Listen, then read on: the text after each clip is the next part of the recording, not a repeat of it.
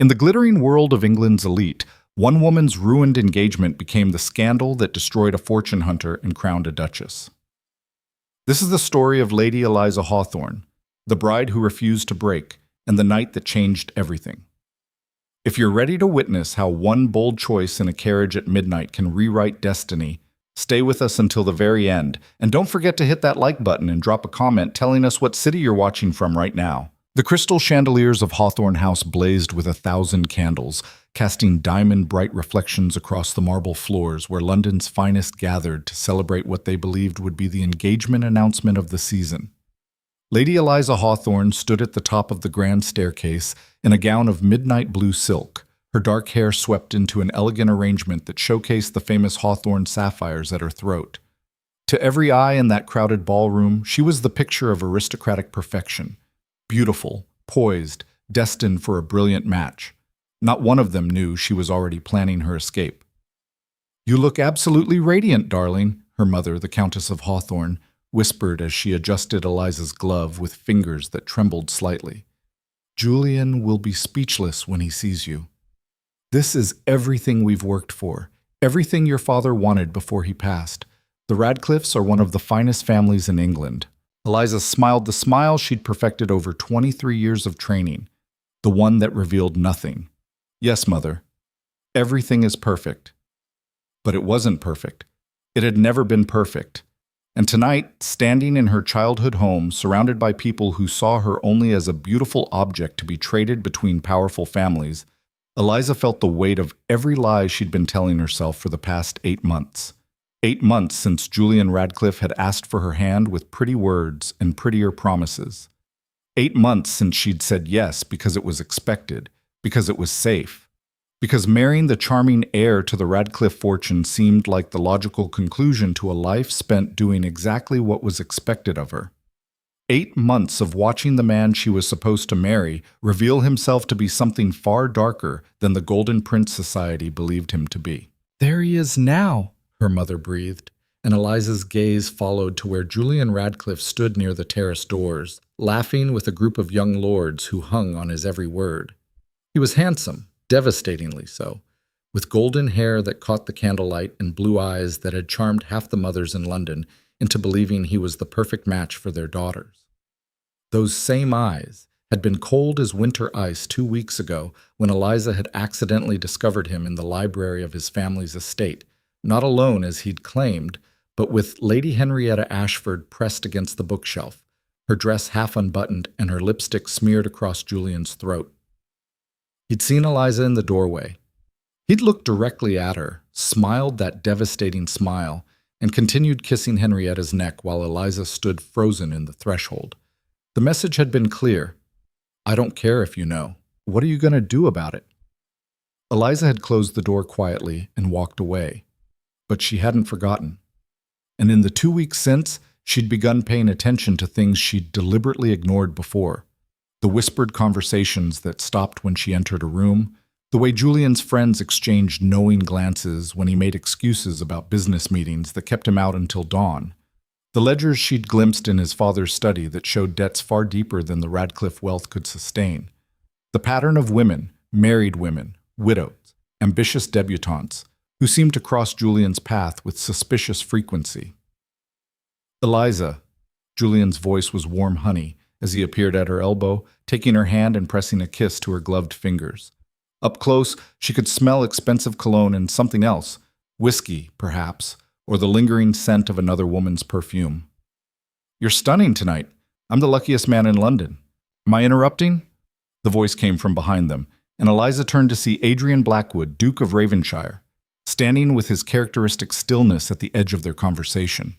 Where Julian was all golden charm and easy smiles, Adrian was dark intensity and controlled power. His black evening clothes seemed to absorb the candlelight rather than reflect it, and his gray eyes, the color of storm clouds over moorland, held an intelligence that made most people uncomfortable. Those eyes had always made Eliza feel seen in a way that terrified her. "Blackwood." Julian's smile didn't waver, but Eliza felt his fingers tighten almost imperceptibly on her hand. "What a surprise. I didn't know you'd received an invitation." "The Countess was kind enough to include me." Adrian's gaze moved to Eliza, and she felt that familiar jolt of recognition, the sensation of being looked at, truly looked at, rather than simply admired like a portrait in a gallery. "Lady Eliza, you look well." It was such a simple statement, so different from Julian's flowery compliments, and yet it landed with more weight. Because Adrian Blackwood didn't traffic in pretty lies. 3 years ago, at her debut ball, he'd been the only man who'd asked her what she thought about philosophy instead of complimenting her dress. 2 years ago, at a house party in the countryside, he'd found her in the library at midnight, and they'd talked for 3 hours about literature and politics, and the suffocating expectations of their world. And 1 year ago, at a winter ball much like this one, he'd asked her quietly if she was certain about Julian Radcliffe. "Be careful, Lady Eliza," he'd said in that low, measured voice that never rose in anger or excitement. "Julian Radcliffe is very good at showing people what they want to see. But I've known him since we were boys at Eton, and I can promise you, what you see is not what you'll get." She'd been offended then. She'd thought Adrian was jealous, or bitter, or simply unable to understand that Julian loved her. Now, meeting those storm-gray eyes across her mother's ballroom, she wondered what Adrian saw when he looked at her. Did he see the truth she was trying so hard to hide? Did he know that his warning had been haunting her for 12 months? "If you'll excuse us, Blackwood," Julian said smoothly, already drawing Eliza away toward the terrace. "I need to steal my fiancé for a private moment." Adrian's expression didn't change, but Eliza saw something flicker in his eyes, concern, perhaps, or resignation. He stepped aside without protest, but as Julian led her past, Adrian's voice followed them, quiet enough that only Eliza could hear. "I'll be here if you need me." The terrace was cooler than the ballroom, the spring night air carrying the scent of blooming wisteria from the gardens below. Paper lanterns swayed in the breeze, casting dancing shadows across the stone balustrade where Julian positioned them just out of sight of the main windows, but close enough that voices might carry if one spoke loudly enough. Eliza's heart began to beat faster. This was it. She'd suspected it was coming, had seen the calculation in Julian's eyes all evening. He was going to end it tonight in her own home, surrounded by her family's friends and allies. The cruelty of it was almost impressive. "Eliza," Julian began, and his voice had changed.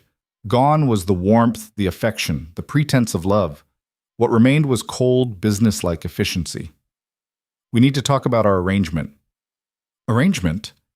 Eliza kept her voice steady, though her pulse thundered in her ears. "I thought we were discussing our engagement." "Don't be naive, it doesn't suit you." Julian released her hand and moved to the balustrade, staring out at the London skyline with his back partially to her. The position was deliberate. It allowed him to appear thoughtful, troubled, the reluctant bearer of difficult news. "You're an intelligent woman, Eliza. You must have realized by now that this match isn't what either of us truly wants." "And what do I truly want, Julian?" The question came out sharper than she'd intended, but she was tired. Tired of playing the demure fiancé, tired of pretending not to notice the lies, tired of being treated like a chess piece in games she didn't even want to play. Julian turned, and for the first time since she'd known him, his mask slipped completely. The charming smile was gone, replaced by something that looked almost like contempt. "You want what every woman of your class wants. Security, status, a respectable marriage to a man of good family who won't embarrass you too publicly." "I see." Eliza folded her hands carefully, keeping them still, even though she wanted to slap him. "And you want?" "Freedom." The word came out fierce, almost angry. "I want to marry someone I actually love, Eliza. Someone who makes me feel alive, not someone who was simply the appropriate choice when I needed to secure my family's expectations." The cruelty of it took her breath away. Not because it hurt, but because it was so perfectly calculated. He was rewriting their entire courtship, making her the burden he'd nobly endured, positioning himself as the romantic hero choosing love over duty. "Who is she?" Eliza asked quietly. Julian had the grace to look momentarily uncomfortable. "That's not relevant to—" "Lady Henrietta Ashford," Eliza continued, her voice still calm, still controlled. "Or perhaps Miss Catherine Winters. I've heard she's been quite attentive lately. Or maybe it's someone new altogether. You do have a pattern, Julian. I've been paying attention." His face flushed with anger. "You've been spying on me?" "I've been watching the man I agreed to marry. There's a difference. Eliza stepped closer, and now she let some of her own anger show. Did you really think I wouldn't notice? The late nights, the debts your father is trying to hide, the way you've been positioning yourself all season to make it look like I'm the problem? I may be young, Julian, but I'm not stupid. Then you understand why this needs to end. Julian's voice turned silky, dangerous. We can do this quietly, or we can do it publicly. Your choice. But either way, I'm ending our engagement tonight. There it was. The trap he'd been setting for months. If she fought him, she'd look desperate, clingy, heartbroken. If she accepted quietly, she'd be the rejected fiancé, damaged goods, the girl who couldn't keep her man. Either way, Julian walked away looking like the honest gentleman who couldn't marry without love, while she bore the scandal. Eliza felt something crystallize inside her, a cold, clear certainty that had been building for weeks. Julian wanted to ruin her reputation to save his own. He wanted her to play the victim in his carefully constructed narrative. She decided in that moment not to give him what he wanted. Instead, she reached up with steady hands and removed her engagement ring, the massive diamond that Julian's mother had presented to her with such ceremony 8 months ago. She held it up to catch the light from the lanterns, watching it sparkle like captured stars. Then she placed it carefully in Julian's palm and closed his fingers around it. "Thank you," she said clearly, loudly enough that her voice would carry to the terrace doors where she could see shadows moving. "You've just given me the greatest gift you could possibly offer." Julian blinked, confused. This wasn't the script he'd written. "What?" "My freedom." Eliza smiled, and it was genuine this time, fierce and bright and utterly without fear. "You're absolutely right, Julian. We don't love each other. We never did. And I'd rather be a scandal than spend one more day pretending to be the woman you needed me to be." She turned and walked back toward the ballroom, her head high, her steps unhurried. Behind her, she heard Julian's sharp intake of breath as he realized what she'd done. Spoken loudly enough for the guests near the windows to hear, positioned the rejection as mutual, taken control of the narrative before he could. By the time Eliza reached the ballroom doors, she could already hear the whispers starting, not the kind Julian had wanted, not poor Lady Eliza, rejected and heartbroken, but something far more dangerous to his reputation. "Did you hear?" She gave the ring back, called off the engagement herself, right there on the terrace. "I always wondered about Julian Radcliffe. My cousin knows a girl who—" "The debts? Yes, I'd heard. Apparently his father—" Eliza didn't stop to listen to the gossip she'd just unleashed. She walked through the ballroom with perfect posture, accepting the startled glances and hastily hidden smirks with the same serene smile she'd been wearing all night. Her mother stood near the orchestra, her face pale with shock, but Eliza couldn't deal with that yet. Not now. She needed air. She needed space. She needed to get out of this house full of people who'd been so eager to celebrate her gilded cage. The main entrance hall was mercifully empty as Eliza descended the grand staircase, her silk skirts whispering against the marble steps. The front doors stood open to the warm spring night, and she could see carriages lined up along the street, waiting to collect guests who would leave with the scandal of the season already forming on their lips. She made it as far as the front steps before her legs started to shake. The enormity of what she'd just done hit her all at once. She'd just ended her engagement in front of half of London's high society. She'd just destroyed 8 months of careful planning, years of her mother's social maneuvering, the future that had been mapped out for her since childhood. She was free. She was also utterly, completely ruined. Eliza sank down onto the cool stone steps, her expensive gown pooling around her, and pressed her hands to her face. She wouldn't cry. She refused to cry. But her breath came in short gasps and her heart hammered against her ribs like a trapped bird. "Lady Eliza." The voice was quiet, controlled, achingly familiar. Eliza looked up to find Adrian Blackwood standing at the bottom of the steps, his dark figure silhouetted against the streetlights. His carriage, a powerful black vehicle drawn by 4 midnight horses, waited behind him. "You heard." It wasn't a question. Half the ballroom heard. Adrian climbed the steps slowly, giving her time to compose herself or send him away. When she did neither, he sat beside her, close enough that she could feel the solid warmth of him, but not touching. "Julian's currently trying to convince your mother that you're hysterical with grief." A laugh escaped Eliza, sharp and slightly wild. "Of course he is."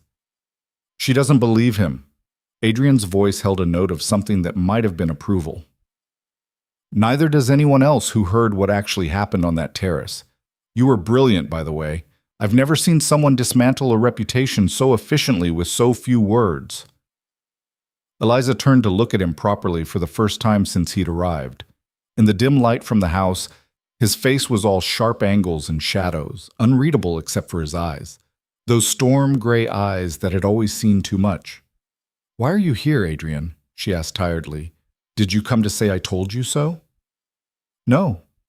He was quiet for a moment, and when he spoke again, his voice was softer than she'd ever heard it. "I came because 3 years ago, at your debut ball, you told me you believed in making your own choices, that you weren't going to let society or family or tradition decide your future for you. Do you remember?" Eliza did remember. She'd been 18, full of idealistic dreams about finding real love instead of settling for an arranged match. Adrian had been 27, newly inherited to his dukedom, and already carrying the weight of a title that demanded he marry for dynasty rather than desire. "I remember you said that sounded lonely," she whispered. "It is lonely." Adrian shifted slightly, and now he was looking directly at her, his gaze intense in the darkness. "But it's also honest. And I've watched you for 3 years, Eliza. I've watched you try to be what everyone expected. I've watched you shape yourself into the perfect aristocratic bride. And tonight, I watched you choose yourself instead." "I didn't choose myself," Eliza's voice cracked. "I just refused to let Julian choose for me."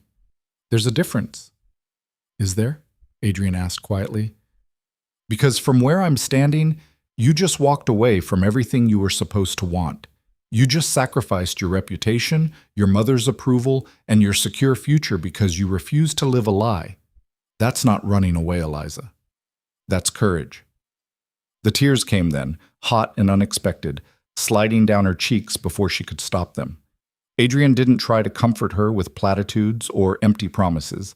He simply sat beside her on the cold stone steps and let her cry, solid and unmoving as a mountain, while her carefully constructed world crumbled around her. "What do I do now?" she finally asked, her voice small and lost. "Everyone in that ballroom is already deciding what my scandal means. By morning, I'll be the jilted fiancée who couldn't keep her man, or the heartless woman who threw away a good match, or the foolish girl who believed she deserved better. And none of them will be right, but none of them will care about the truth." "Then don't give them the truth." Adrian's voice was calm, pragmatic, completely lacking in judgment. "Give them a better story."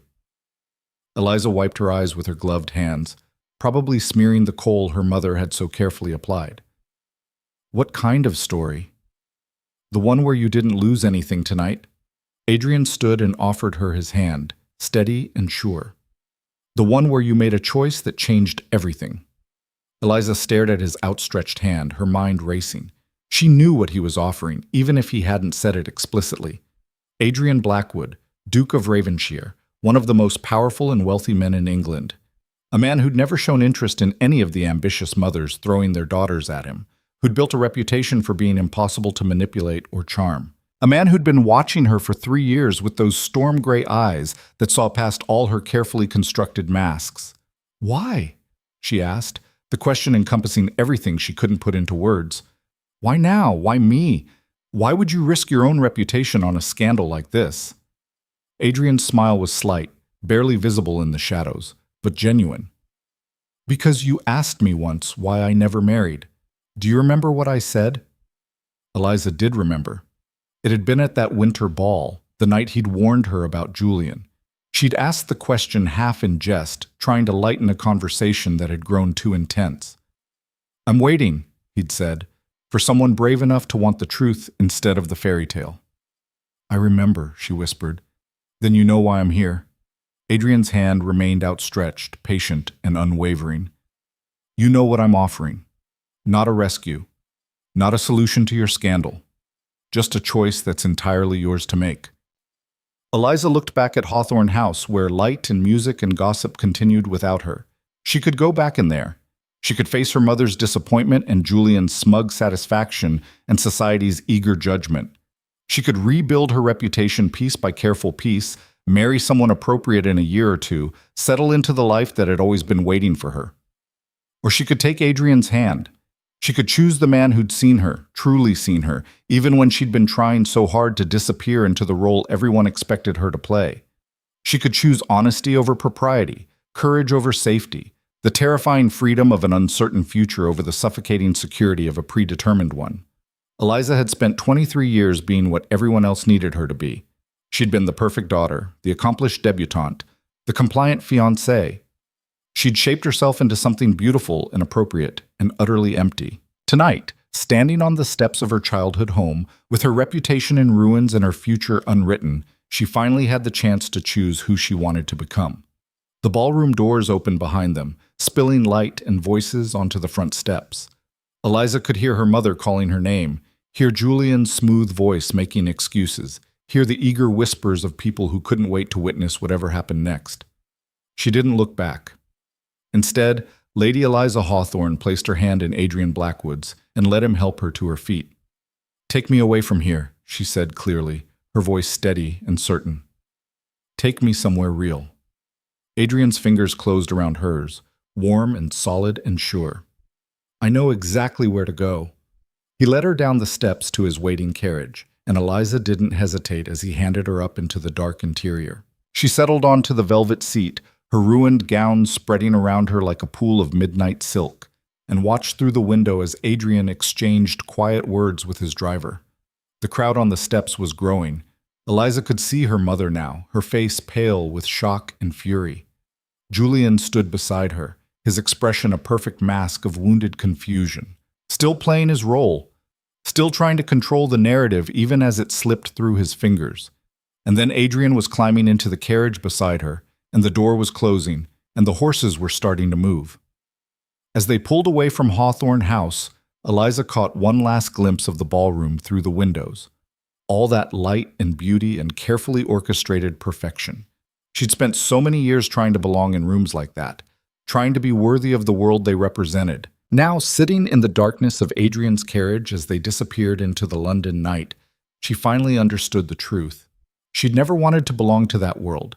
She'd just been too afraid to admit that she wanted something else entirely. The carriage turned a corner, and Hawthorne House vanished from view. Ahead of them, the city stretched out in a maze of gaslit streets and shadowed alleys, full of possibility and danger, and choices she'd never been allowed to make. Eliza took a deep breath and let it out slowly, feeling something tight and painful in her chest finally begin to loosen. "Where are we going?" she asked Adrian, who sat across from her in the shadows, his face barely visible but his presence absolutely solid. "Somewhere no one will think to look for you," he replied. "Somewhere you can breathe. Somewhere you can decide what happens next without 100 voices telling you what you should want." And after that? Adrian was quiet for a moment, and when he spoke, his voice held a note of something fierce and protective. "After that, Lady Eliza, we give London a scandal they'll never forget. We show them exactly what happens when someone chooses truth over tradition. And we prove that courage, real courage, the kind that walks away from gilded cages and breaks every rule to find something real, is always, always worth it." Eliza smiled in the darkness, feeling more alive than she had in months, maybe years. "Good," she said quietly, "because I'm done being careful. I'm done being appropriate. And I'm done letting other people write my story."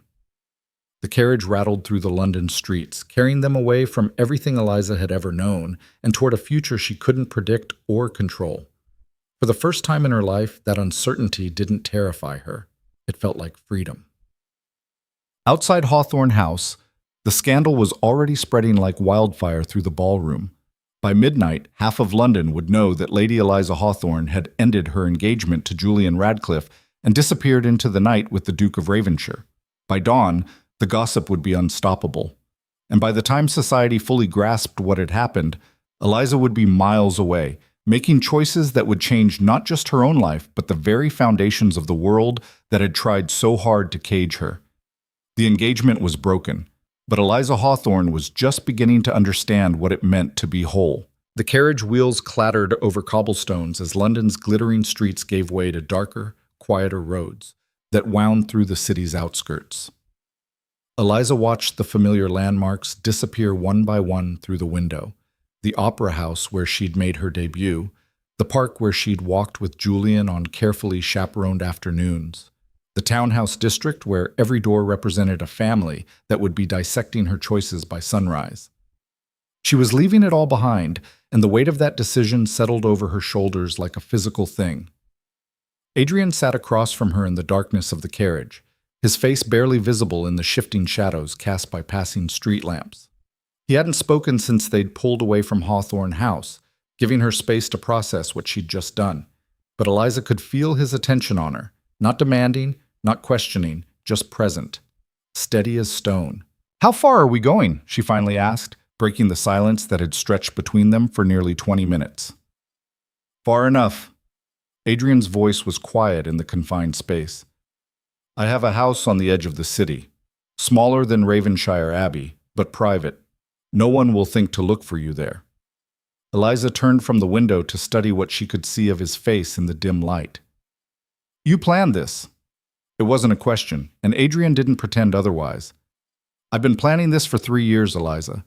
Since the night you told me you wanted to make your own choices. I knew that someday you'd need a way out, and I wanted to be ready when that day came." That's either very romantic or very presumptuous.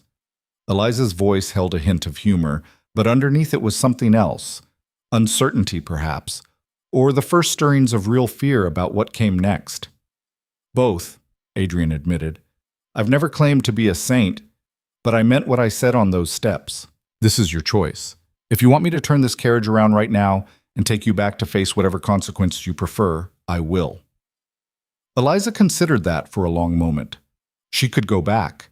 She could throw herself on her mother's mercy, endure the scandal with the Hawthorne name to shield her, eventually rebuild her reputation through careful social maneuvering and an appropriate marriage to some lesser lord who'd overlook her damaged status in exchange for her family's connections. The thought made her feel like she was suffocating. "Keep driving," she said firmly. "I'm not going back." The carriage hit a rough patch of road, and Eliza grabbed the leather strap to steady herself. When she looked up again, Adrian was watching her with an expression she couldn't quite read.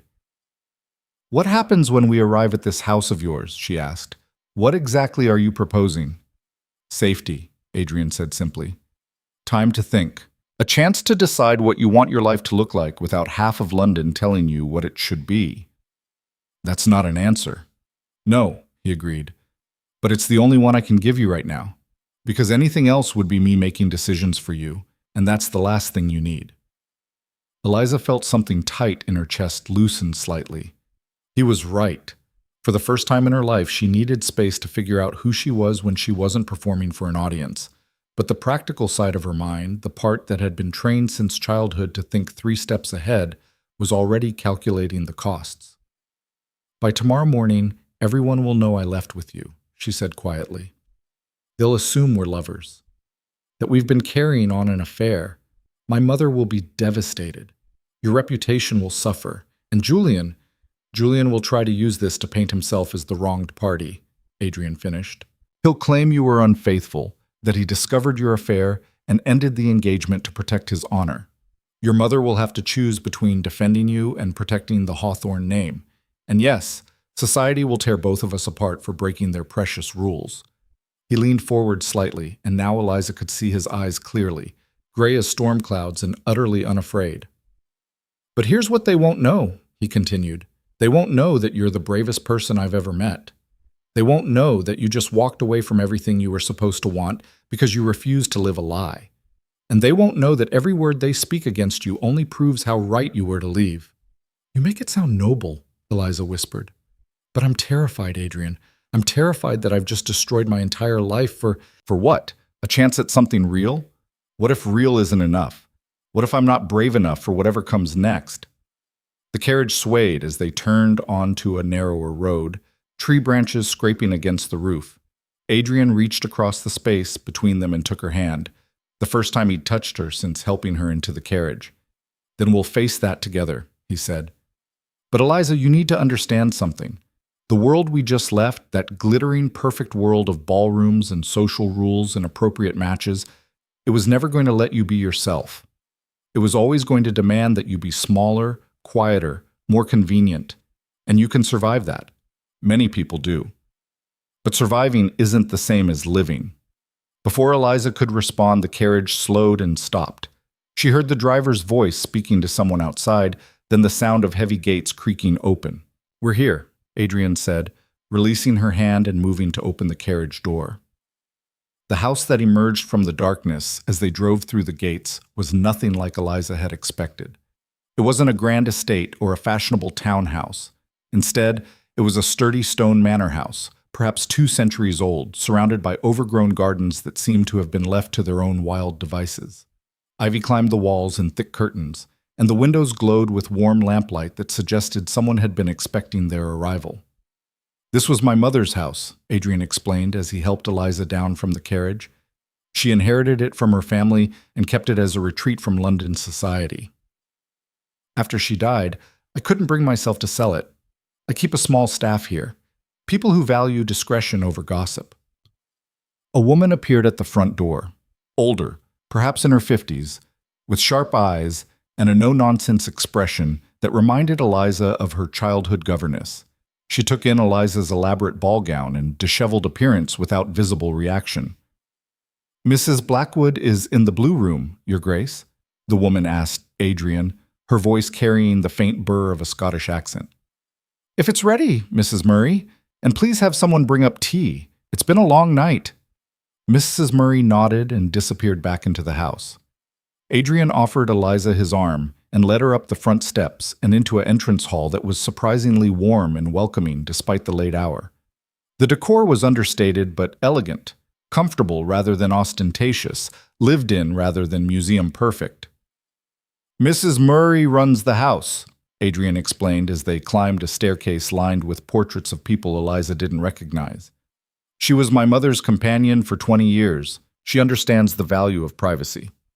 "Does she know why I'm here, all?" Eliza asked, suddenly aware of how bizarre this entire situation must appear.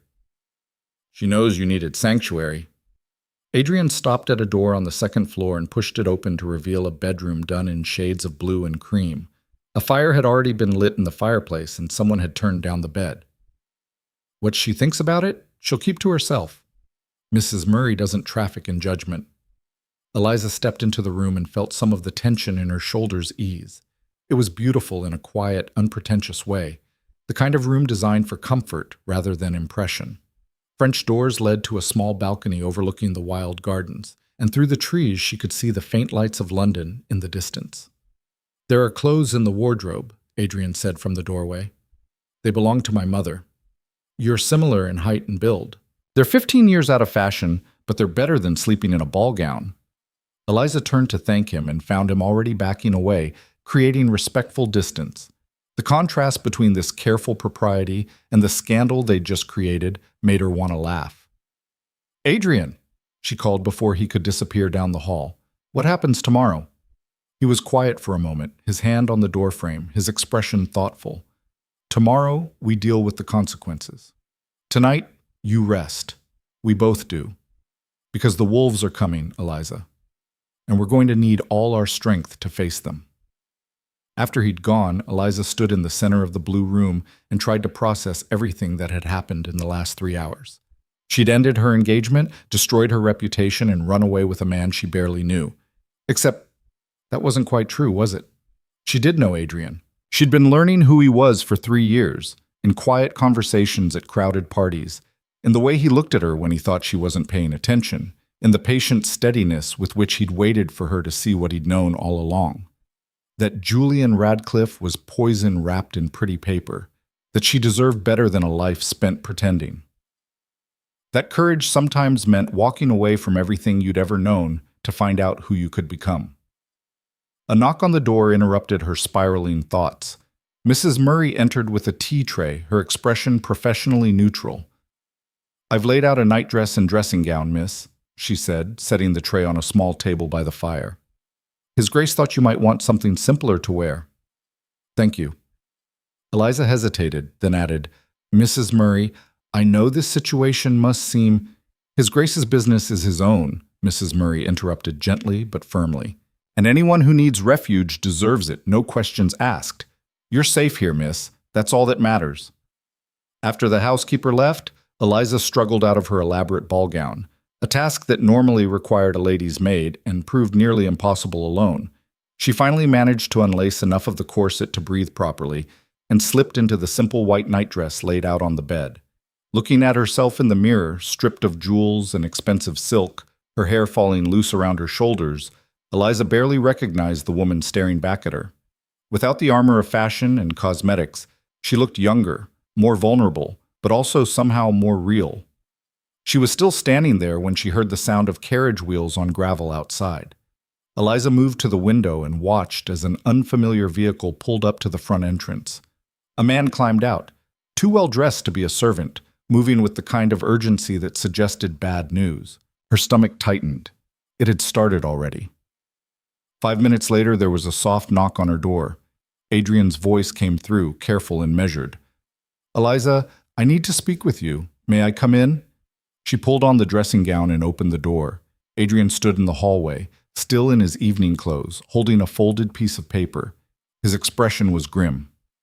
"What is it?" she asked, though she already knew it couldn't be good. "A messenger from your mother's solicitor." Adrian handed her the paper. "Apparently the Countess is not taking your departure well." Eliza unfolded the letter with trembling fingers and read the formal legal language that basically amounted to a declaration of war.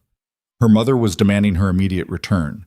She was threatening to bring charges of abduction against Adrian.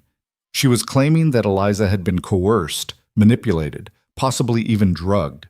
And at the bottom, in her mother's own handwriting, was a personal message that hit harder than all the legal threats combined.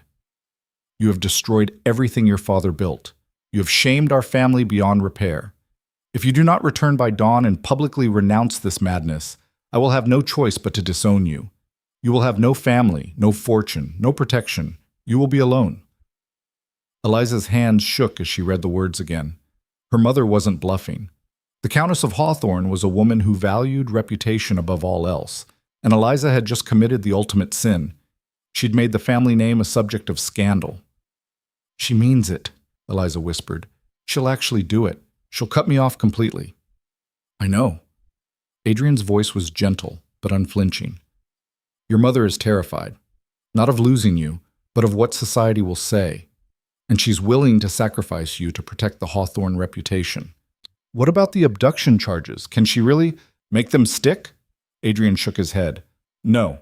You came with me willingly. There are witnesses to that. But she can make my life extremely difficult while the courts sort it out. And the scandal alone will be damaging for both of us." Eliza moved to the fireplace, the letter crumpling in her fist. Outside, rain had started to fall, pattering against the windows with soft insistence. In London, the gossip would be spreading like wildfire through every drawing room and gentleman's club. By morning, there wouldn't be a person in high society who hadn't heard about Lady Eliza Hawthorne's shocking disgrace. "I should go back," she said quietly, though the words felt like ash in her mouth. "I should fix this before it gets worse." "Is that what you want?" Adrian asked. He hadn't moved from the doorway, giving her space, but his voice carried across the room with perfect clarity. "To go back? To apologize for making a choice? To spend the rest of your life proving to your mother and Julian and everyone else that you're sorry for wanting something real?" "I don't know what I want." The words burst out of Eliza with more force than she'd intended. "I want to not be afraid. I want to not feel like I'm drowning. I want to matter for something more than my name and my dowry and my ability to smile prettily at parties. But I don't know how to do that, Adrian. I don't know how to be the person who's brave enough to walk away from everything." "You already are that person." Adrian finally moved into the room, crossing to where she stood by the fire. "You proved it tonight when you gave Julian his ring back. You proved it when you got in my carriage. You proved it every time you chose honesty over convenience. And look where it's gotten me." Eliza's laugh was bitter. "Threatened with disownment, accused of being a ruined woman, hiding in a stranger's house while my reputation burns to the ground." "I'm not a stranger." Adrian's voice was quiet, but absolutely certain. "I'm the man who's been watching you pretend to be someone you're not for 3 years. I'm the man who saw you in that library at midnight reading philosophy instead of romance novels. I'm the man you talked to about ideas and dreams instead of weather and gossip. You know me, Eliza, maybe better than anyone in that ballroom ever bothered to know you." Eliza looked up at him, and in the firelight his face was all sharp angles and shadows. He was right. She did know him. She knew he was brilliant and ruthless in business, but gentle with people who were hurting. She knew he'd rebuilt his entire estate from near bankruptcy after his father's death. She knew he'd turned down a dozen advantageous marriage offers because he refused to marry someone he didn't respect. And she knew that he had waited 3 years for her to be ready for something real. "What are you proposing?" she asked again, and this time the question carried different weight. Adrian was quiet for a long moment, and when he spoke his voice was careful, measured, giving her space to refuse. "Marry me," he said simply. "Not because of the scandal, not because you have nowhere else to go, but because we understand each other, because we want the same things: honesty, partnership, a life that's ours instead of society's. Marry me because you choose to, not because you have to." Eliza's breath caught. She'd known, on some level, that this was where they were heading, but hearing him actually say the words made it terrifyingly real. "That would make the scandal even worse," she pointed out. "Everyone will say I left Julian for you, that we've been having an affair, that I'm a homewrecker and you're a scoundrel who stole another man's fiancée." "Let them say it." Adrian's eyes held hers steadily.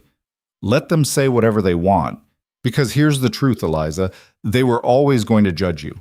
If you'd married Julian, they would have judged you for not being interesting enough to keep him faithful. If you'd stayed unmarried, they would have judged you for being a spinster. If you'd married someone appropriate after a suitable mourning period, they would have judged you for settling.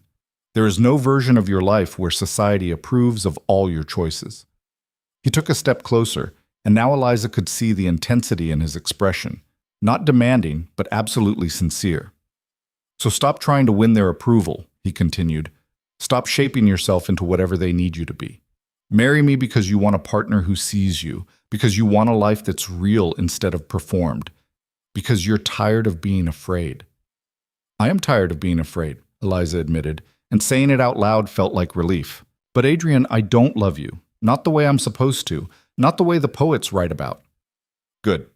His smile was slight but genuine. "Because I don't believe in the love the poets write about. I believe in the kind that's built over years of honest conversation. The kind that comes from respecting someone's mind as much as their beauty. The kind that chooses to show up every single day even when it's difficult." He reached out slowly, giving her time to pull away, and took her hand.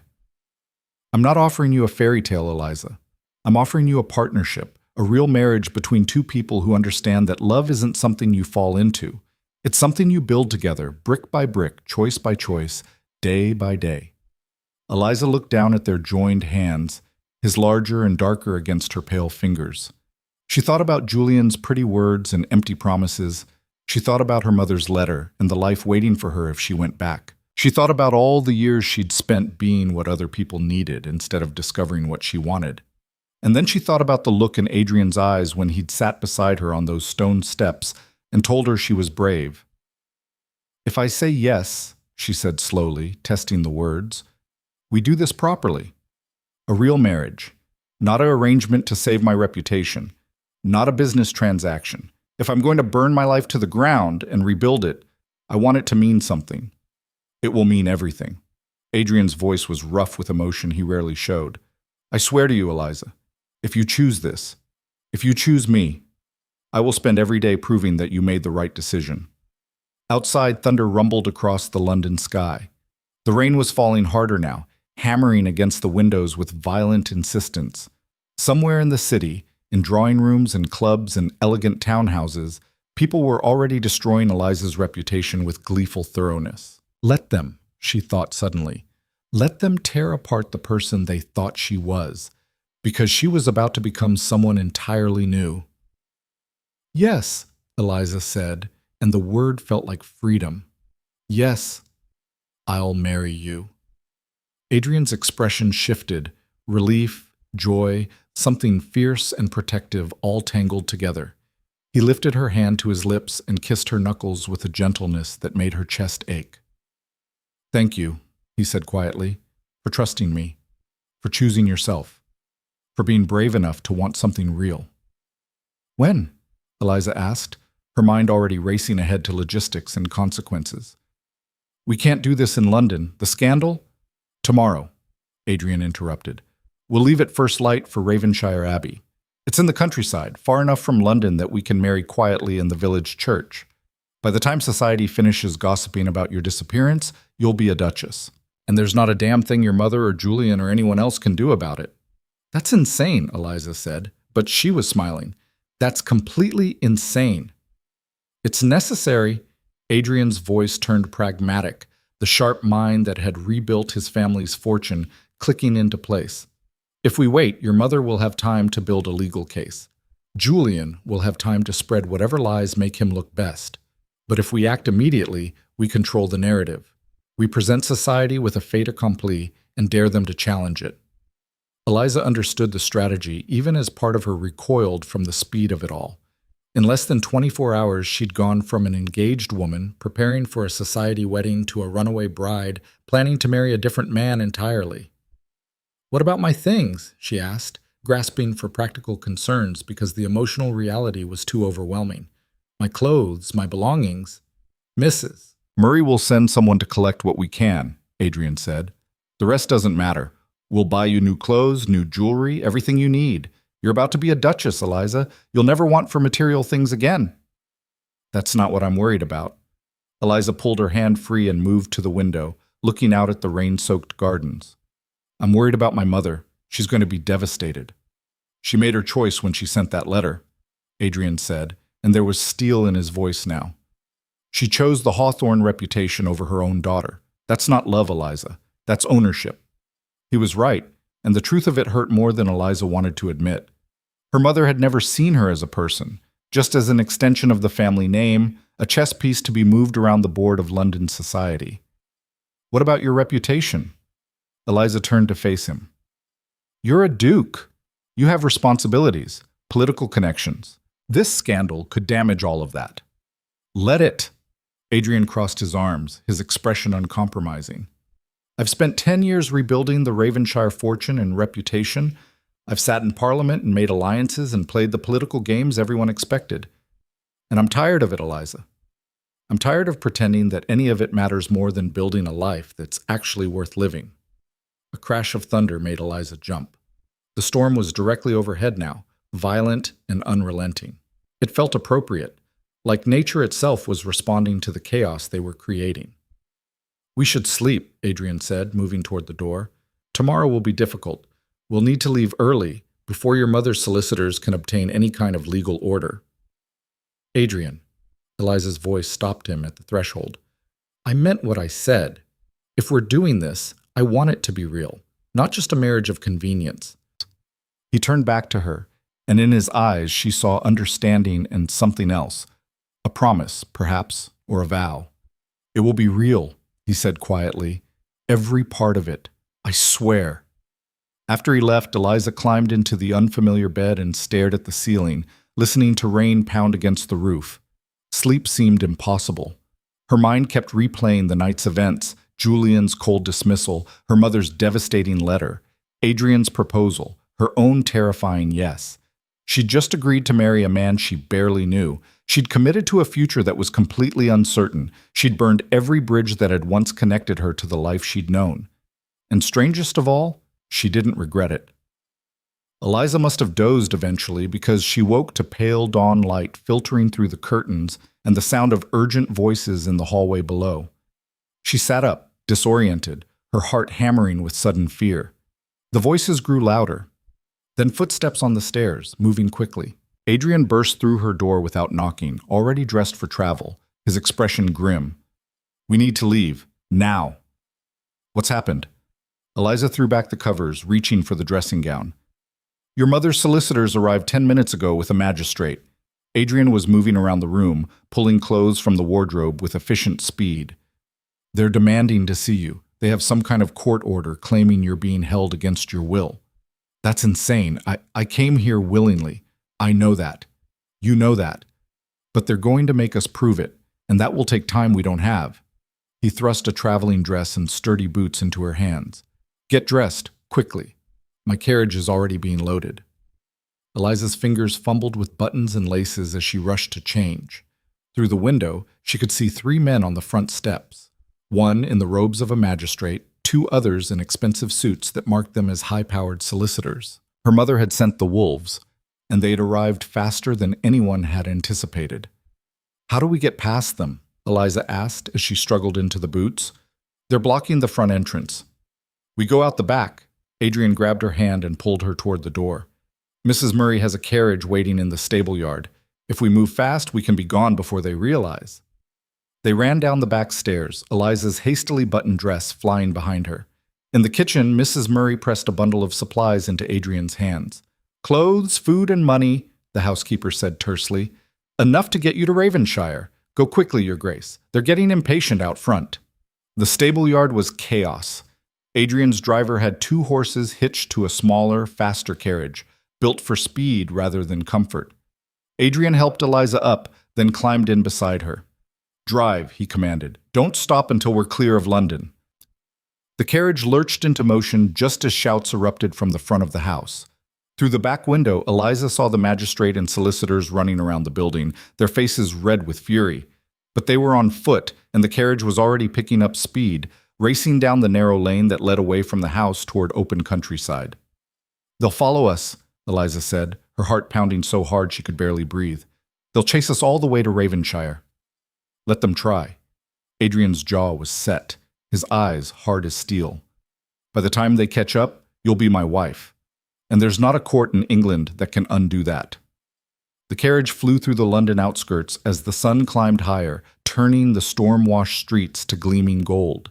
Behind them, Eliza could hear the distant sound of pursuit, horses galloping, men shouting. She was running away from everything she'd ever known, and toward a future she'd have to build from nothing. The countryside blurred past in streaks of green and gold as the carriage hurtled down the narrow country road.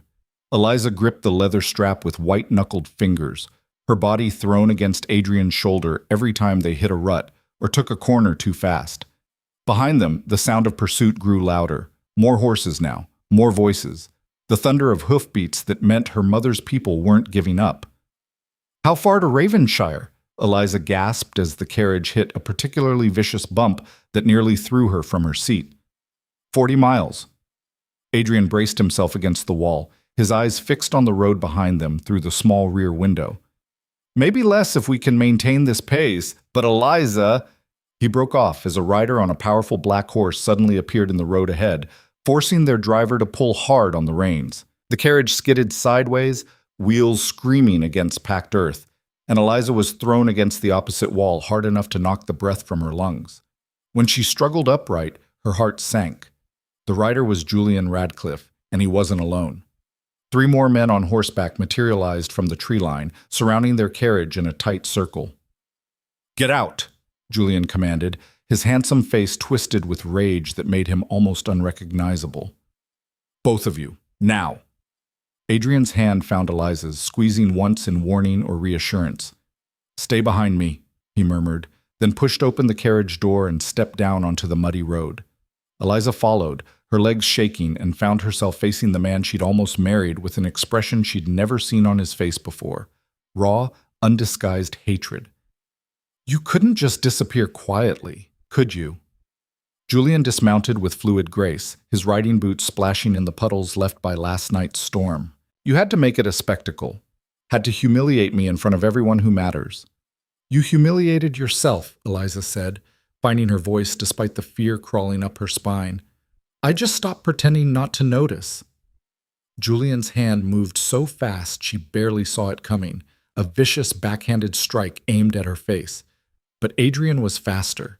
He caught Julian's wrist in midair, his grip crushing, and twisted until Julian cried out and stumbled to his knees. "Touch her again," Adrian said quietly, his voice colder than Eliza had ever heard it, "and I'll break every bone in your hand." "You can't protect her forever, Blackwood." Julian wrenched free, cradling his wrist as he backed away. His eyes were wild now, desperate.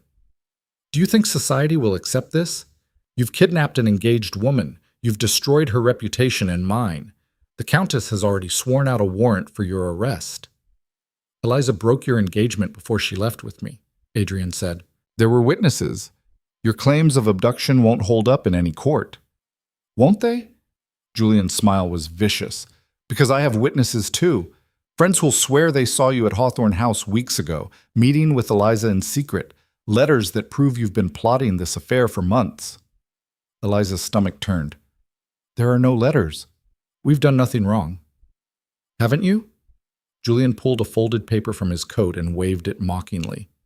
This letter suggests otherwise. Quite passionate, actually, all about how you can't wait to be free of me, how Adrian understands you in ways I never could, how you're planning to run away together. That's a forgery, Adrian said flatly, and everyone will know it. Will they?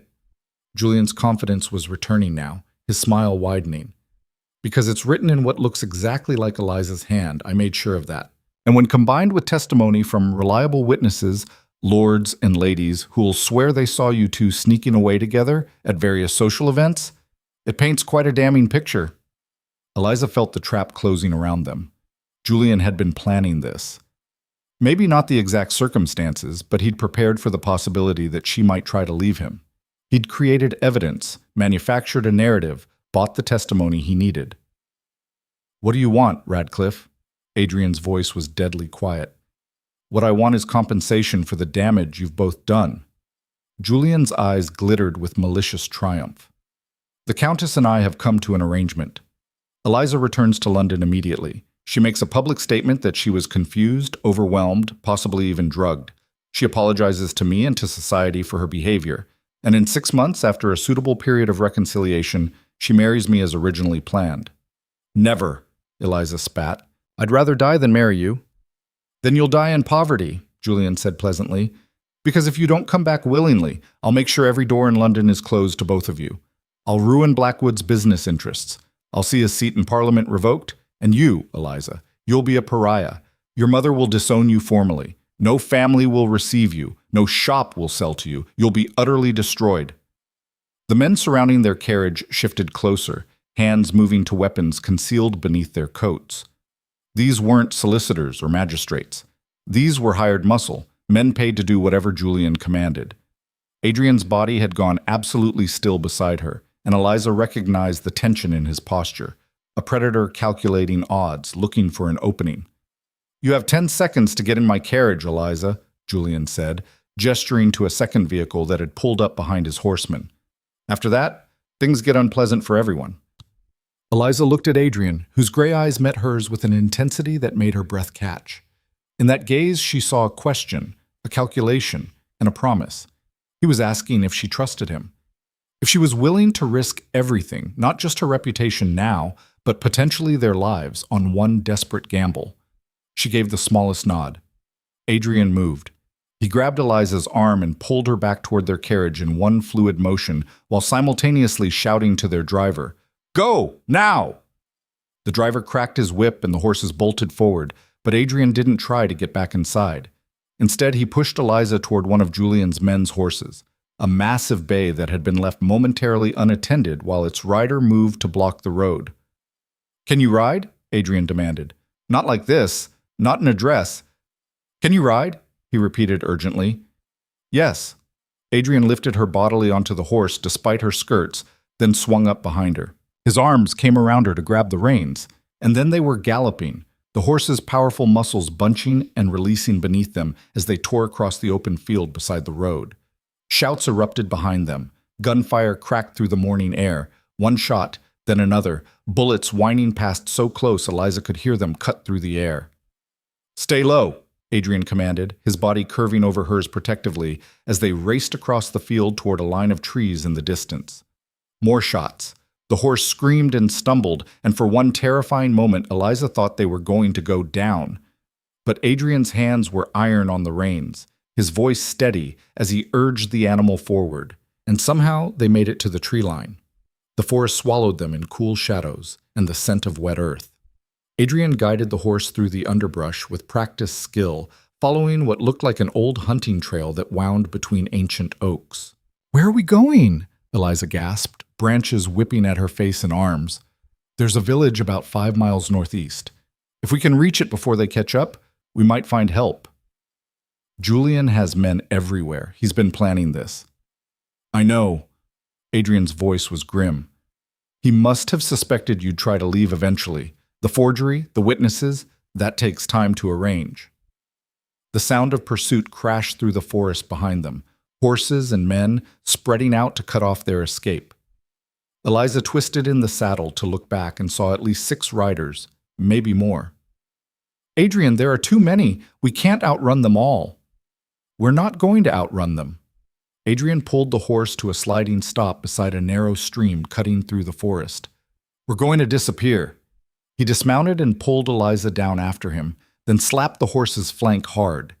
The animal bolted away, crashing through the underbrush in the opposite direction they needed to go. "The stream," Adrian explained, already pulling her toward the water. "They'll track the horse. We go upstream. Leave no trail." The water was freezing and knee-deep, soaking through Eliza's dress and boots instantly. Adrian held her hand as they waded upstream, the current fighting them with every step.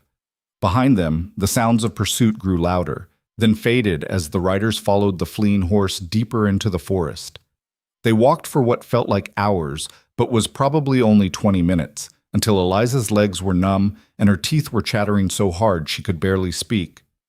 Finally, Adrian pulled her out of the stream and into a dense thicket of brambles that tore at her already ruined dress. "Here," he whispered, drawing her down into the sheltered hollow formed by the intertwined branches. "Stay quiet. Don't move."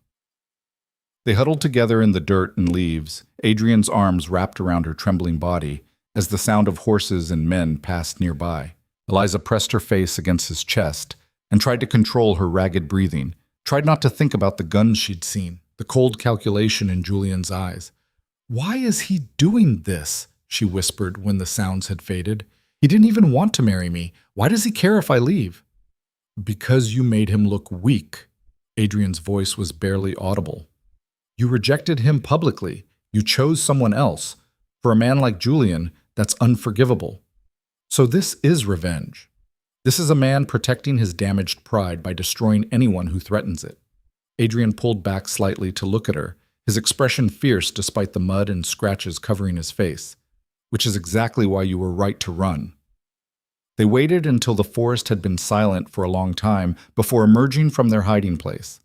Eliza's dress was destroyed, her hair had come completely loose, and she was fairly certain she'd never been so cold in her entire life. But they were alive, and Julian's men had moved on. "Which way now?" she asked. Adrian studied the sun's position through the trees, getting his bearings. "Northeast. The village should be about 3 miles if we cut through the forest." They walked in silence for a while, picking their way through underbrush and over fallen logs. Eliza's mind kept replaying the confrontation on the road. Julian's threats, the forged letter, the systematic way he'd prepared to destroy them both. "He's not going to stop," she said finally. "Even if we make it to Ravenshire, even if we marry, he'll keep coming. He'll use every resource he has to ruin us." "I know." Adrian's jaw was set. "Which is why we can't just run and hide. We need to fight back." "How? He has forged letters, paid witnesses, probably half of London society on his side by now. My own mother is helping him. What do we have?" Adrian was quiet for a long moment, and when he spoke, his voice held a dangerous edge. "We have the truth, and we have information he doesn't know we have." "What information?" "Your broken engagement wasn't the first Julian has walked away from. 3 years ago, there was a girl, Lady Catherine Winters. She was engaged to Julian for 6 months before he ended it quite suddenly. The official story was that she developed an inappropriate attachment to another man. But I knew Catherine's brother at school. The real story was that Julian got her pregnant and paid her family an enormous sum to disappear quietly." Eliza stopped walking. "He did what?" "Catherine went to live with relatives in Scotland. The baby was given to a farming family to raise. Julian's father paid off everyone involved, and Catherine's reputation was destroyed by carefully planted rumors about her moral character." Adrian's expression was grim. "I didn't have proof then, but I know someone who might now, Catherine's lady's maid. She left service after the scandal, but she took certain evidence with her, letters, financial documents." "Why didn't you expose him before?" "Because Catherine's family begged me not to. They'd taken Julian's money and used it to save their estate from bankruptcy. Exposing the truth would have destroyed them along with him." Adrian started walking again, his pace quickening. But things are different now. Julian has escalated this into open warfare, and if we're going to survive it, we need weapons. They emerged from the forest into farmland, rolling fields dotted with sheep and the occasional stone cottage. In the distance, Eliza could see the church spire of a village rising above the trees. There, Adrian said, pointing. Millbrook. It's not on the main road, which means Julian's men might not think to look there first. As they approached the village, Eliza became acutely aware of how they must appear.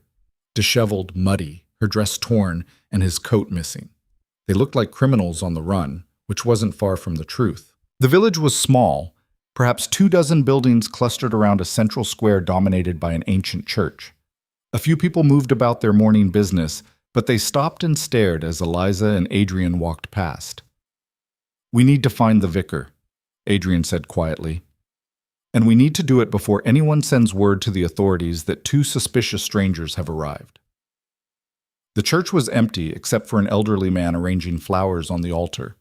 He turned at the sound of their footsteps, and his eyes widened at their appearance. Father, Adrian began, using the formal address, I know we look unusual, but I need your help. My name is Adrian Blackwood, Duke of Ravenshire. This is Lady Eliza Hawthorne, and we need to be married, immediately. The vicar's mouth opened and closed several times. Your Grace, This is highly irregular. There are procedures, bans to be read, licenses. I have a special license. Adrian pulled a waterproof document case from inside his shirt, one of the few things that had survived their flight through the stream. Signed by the Archbishop himself. It's legal. All we need is a witness and your blessing. The vicar examined the license with shaking hands, then looked up at them with a mixture of confusion and concern. Your Grace, forgive me, but you look like you've been through a battle, and the lady is clearly distressed. I cannot in good conscience perform a marriage under such circumstances without some assurance that this is truly what both parties want. It is, Eliza said firmly, finding her voice. Father, I know this seems rushed, but the man I was engaged to is violent and dangerous. He's been pursuing us since London. If you don't marry us today, he'll use the law to force me back to him, and I would rather die than let that happen. The vicar studied her face for a long moment, then nodded slowly. I've been a servant of the church for 40 years, Your Grace. I've seen enough of the world to know that sometimes love requires courage and speed rather than propriety and patience. He glanced at the door nervously. But if there are dangerous men looking for you, we should do this quickly. He disappeared into the vestry and returned with his ceremonial robes and a prayer book. Mrs. Hendricks, he called, we need a witness. A plump woman in her 50s appeared from a side door, wiping flour from her hands. Her eyes went wide when she saw Eliza and Adrian, but she asked no questions. Stand here, the vicar instructed, positioning them before the altar. Mrs. Hendricks, please witness. Now then, this is most irregular, but given the special license and the circumstances, he opened the prayer book and began to read the traditional words, his voice gaining strength as he progressed through the familiar ceremony. Eliza listened to the ancient phrases, for better or worse, for richer or poorer, in sickness and in health, and felt the weight of what they were doing settle over her like a physical thing. She was marrying Adrian Blackwood, not because society approved, not because it was the logical choice, but because 24 hours ago she'd made a decision to choose herself, and this was what that choice looked like. Do you, Adrian Henry Blackwood, take this woman to be your lawfully wedded wife? I do. Adrian's voice was steady, his eyes locked on Eliza's face. And do you, Eliza Charlotte Hawthorne, take this man to be your lawfully wedded husband? Eliza took a breath, and in that moment she thought of everything she was leaving behind. Her mother, her home, the life she'd always expected to live. And then she thought of Julian's cold cruelty, her mother's threats, the gilded cage she'd been trapped in for 23 years. I do, she said clearly. Then by the power vested in me, I pronounce you husband and wife. The vicar smiled, genuine warmth breaking through his concern. You may kiss your bride, Your Grace. Adrian cupped Eliza's face in his hands, gentle despite the urgency of their situation, and kissed her. It was nothing like the perfunctory kiss she'd shared with Julian after their engagement. This was a promise, a claim, a beginning, When they broke apart, Eliza was shaking, with fear or relief or the sheer overwhelming reality of what they'd just done. She couldn't tell. "The register," the vicar said, producing a large book. "You'll need to sign." Adrian signed first, his handwriting bold and sure. Then Eliza took the pen, her hand trembling, and wrote her name for the last time as Hawthorne. When she looked at the register afterward, the words seemed to shimmer in the dim church light. Eliza Charlotte Hawthorne. Adrian Henry Blackwood. Married this 17th day of May, 1847, Mrs. Hendricks signed as witness, and it was done. "You're the Duchess of Ravenshire now," Adrian said quietly, still holding her hand. "Whatever happens next, that can't be undone." The church door crashed open. Julian Radcliffe stood in the doorway, breathing hard, his expensive clothes torn and muddy from the chase. Behind him, 3 of his hired men crowded into the small church, their hands on their weapons. "Step away from her, Blackwood," Julian snarled. "You've gone too far this time. I have a warrant for your arrest signed by a magistrate. Kidnapping, corruption of a minor."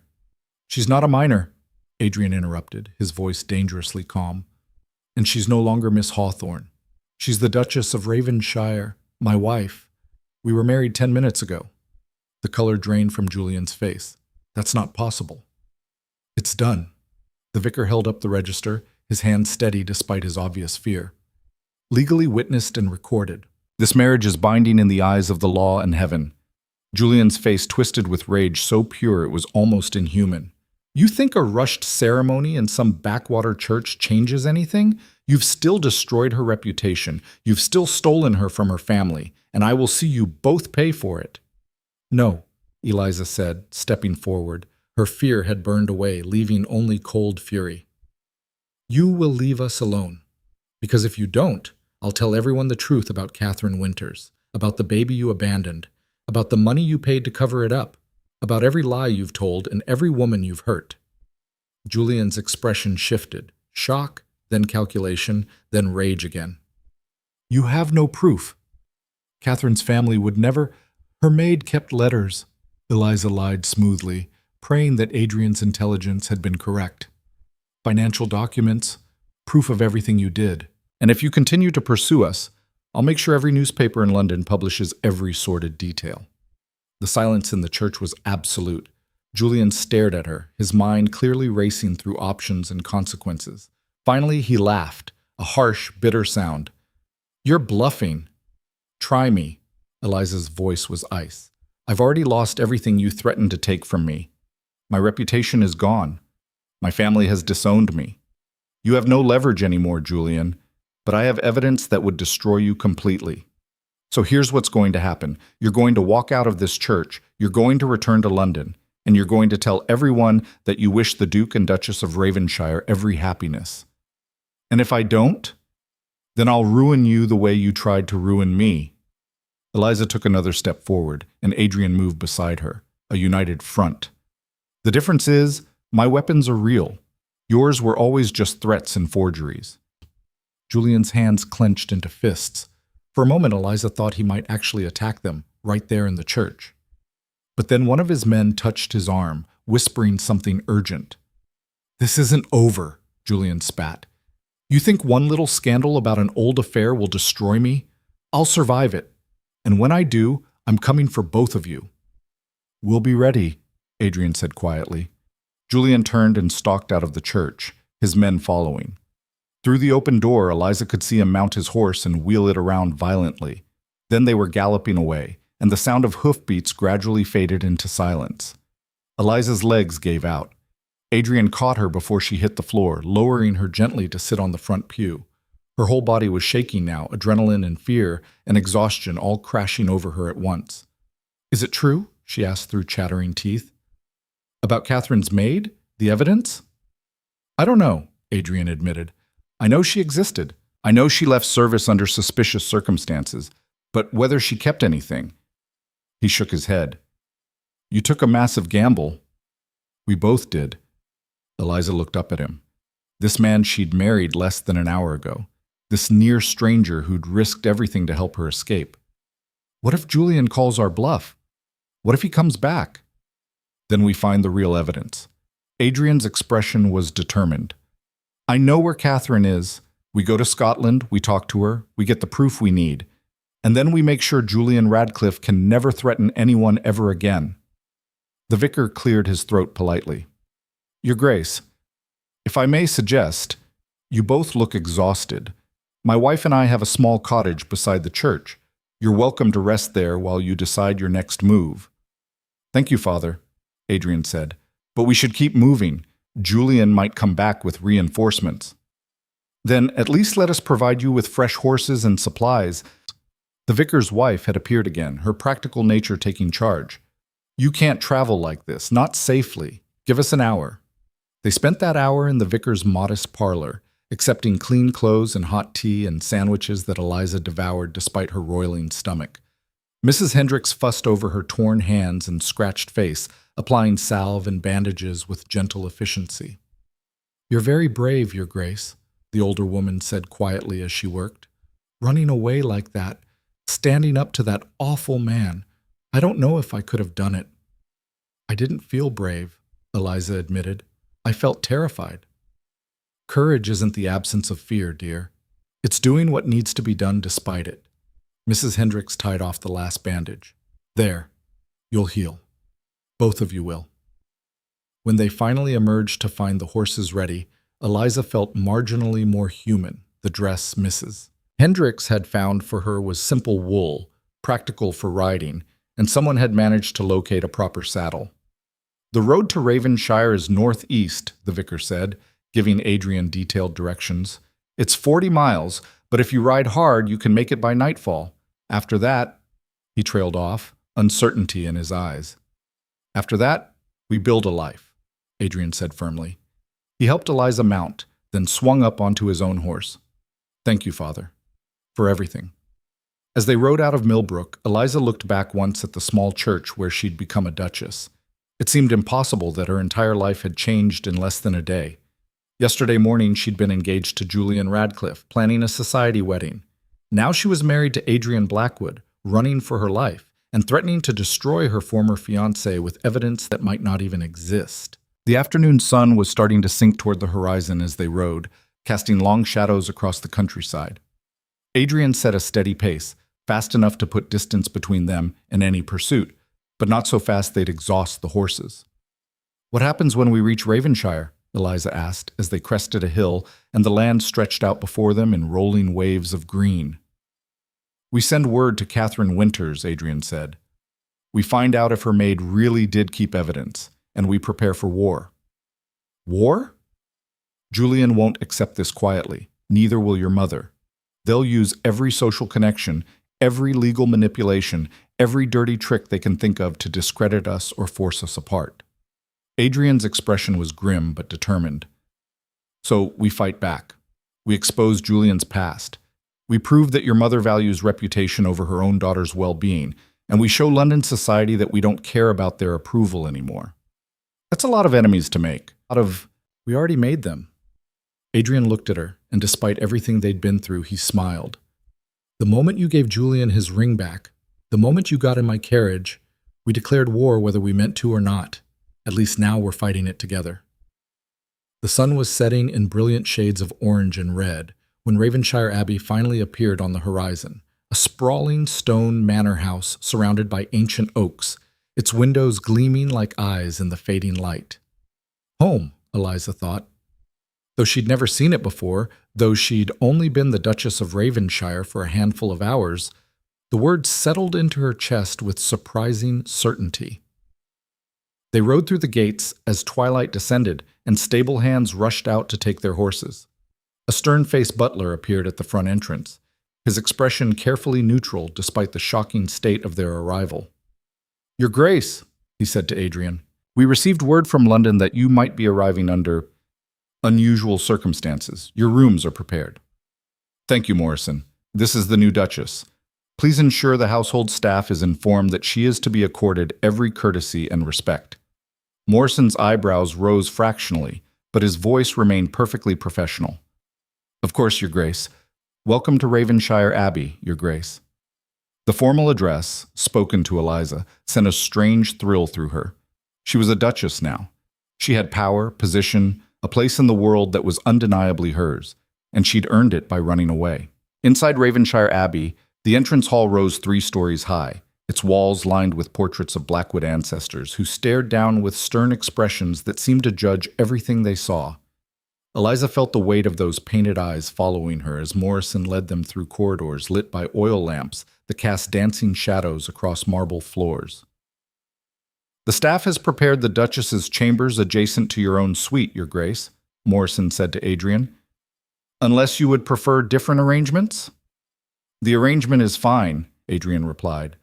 "Have hot baths drawn for both of us, and send someone to fetch Mrs. Murray from the London house. I'll need her here within 2 days." "Of course, Your Grace." Eliza followed Adrian up a grand staircase, her legs trembling with exhaustion.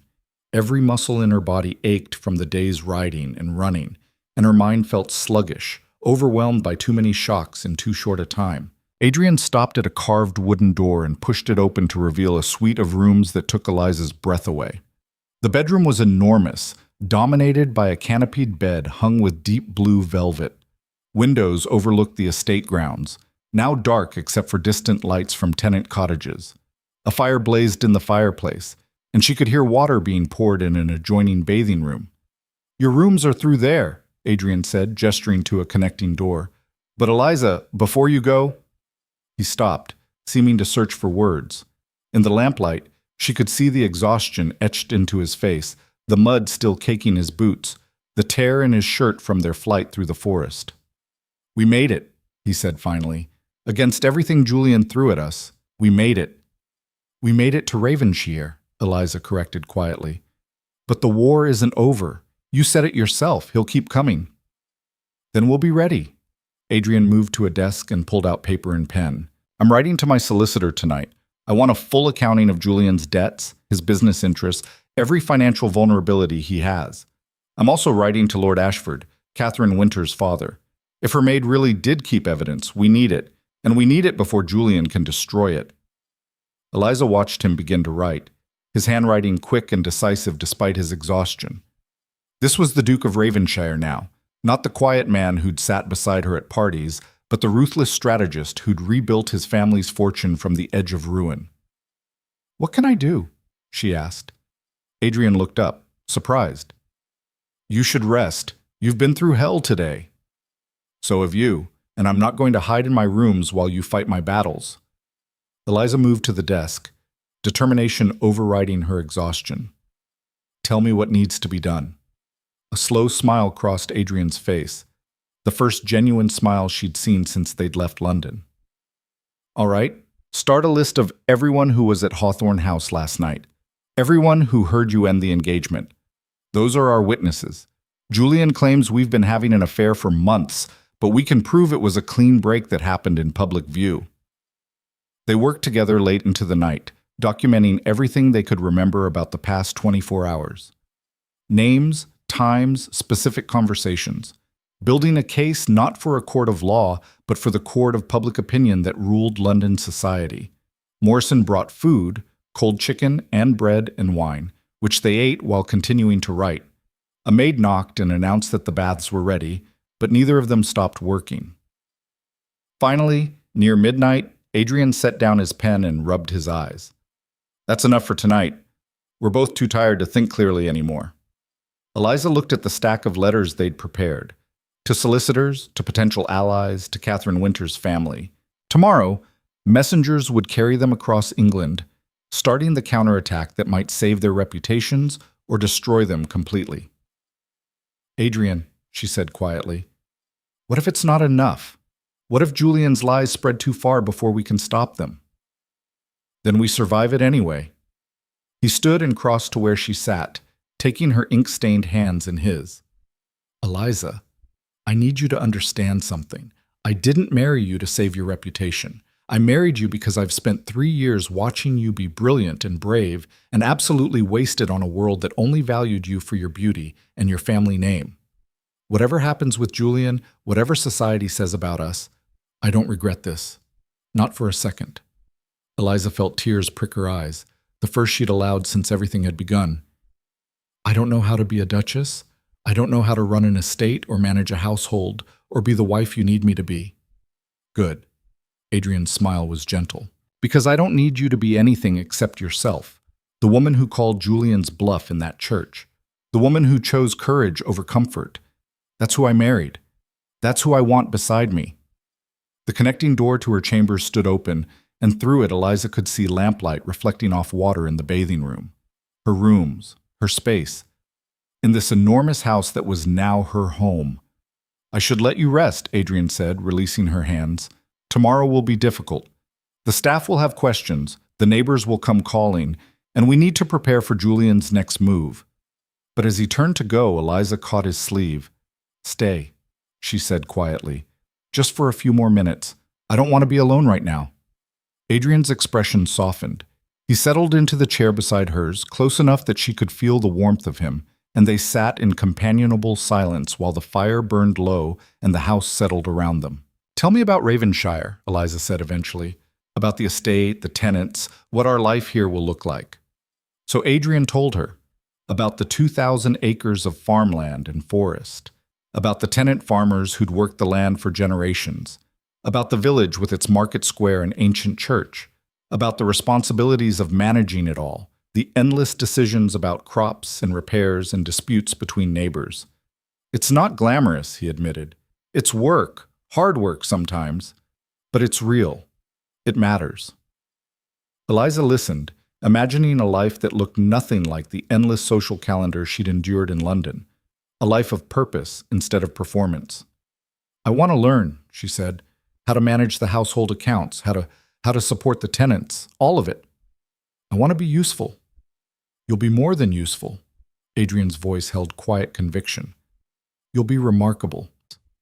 When he finally left for his own chambers, Eliza sank into the hot bath that had been waiting for over an hour. The water was barely warm now, but she didn't care. She scrubbed away the mud and fear of the day until her skin was pink and raw, then wrapped herself in a soft dressing gown and collapsed onto the enormous bed. Sleep should have come immediately. Instead, her mind replayed the day in vivid fragments, Julian's rage on the road, the desperate flight through the forest, the hasty wedding in the village church, the final confrontation where she'd gambled everything on evidence that might not exist. She was still awake when dawn light began to seep through the curtains. A knock on the connecting door made her sit up. Come in. Adrian appeared already dressed for the day in country clothes that made him look less like a duke and more like a prosperous farmer. Morrison says we have visitors. 3 carriages arrived 20 minutes ago. Eliza's heart sank. Julian? Worse. Your mother, along with Julian's father and 2 magistrates. The Countess of Hawthorne looked older than Eliza remembered. Standing in Ravenshire's formal drawing room with Julian's father, Lord Radcliffe, beside her, she seemed diminished somehow, smaller, harder, carved from bitterness and disappointment. Mother, Eliza said quietly as she entered the room on Adrian's arm.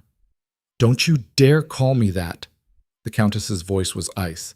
You have disgraced everything I taught you, everything your father wanted for you. You are no daughter of mine. Then why are you here? Eliza kept her voice steady despite the pain those words caused. To give you one final chance to salvage what little remains of your reputation. The Countess gestured to the 2 magistrates who stood uncomfortably near the door. These gentlemen have the authority to annul your marriage on grounds of coercion and mental incapacity. You will testify that the Duke of Ravenshire manipulated you, possibly drugged you, and forced you into this union. In exchange, your previous engagement to Mr. Radcliffe will be reinstated with full honors. No, Eliza said flatly. You don't understand the position you're in. Lord Radcliffe stepped forward, his expression cold. My son is prepared to overlook your indiscretions. He's willing to marry you still, despite the shame you've brought upon yourself, but only if you repent immediately and publicly. Indiscretions? Eliza felt anger rising in her chest. Your son tried to force me back to London at gunpoint yesterday. He forged letters to frame the Duke. He's been buying false testimony and manipulating evidence. And you want me to apologize to him? My son has done nothing wrong, Lord Radcliffe said, but his eyes flickered with something that might have been doubt. Any actions he took were in defense of his honor after you abandoned him without cause. Without cause? Eliza turned to her mother. You knew what he was. You had to have known. The debts, the affairs, the way he treated me like property instead of a person. And you still pushed me toward that marriage because it was advantageous for the Hawthorne name. I pushed you toward security, the Countess hissed, toward a respectable match that would have given you everything a woman could want. Everything except respect, except honesty, except being seen as something more than a decorative object to enhance a man's reputation. Adrian's hand found Eliza's, squeezing once in support.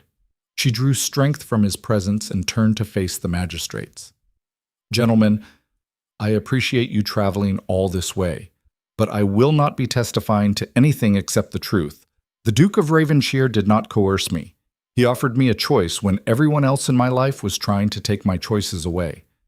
I married him willingly, with full understanding of the consequences, and I have no intention of seeking an annulment. Then you are a fool, the Countess spat. You've thrown away your family, your position, your entire future for what? A man you barely know? A marriage based on scandal? A marriage based on honesty, Eliza corrected. Something you've never valued. The Countess's face twisted with fury. You will regret this.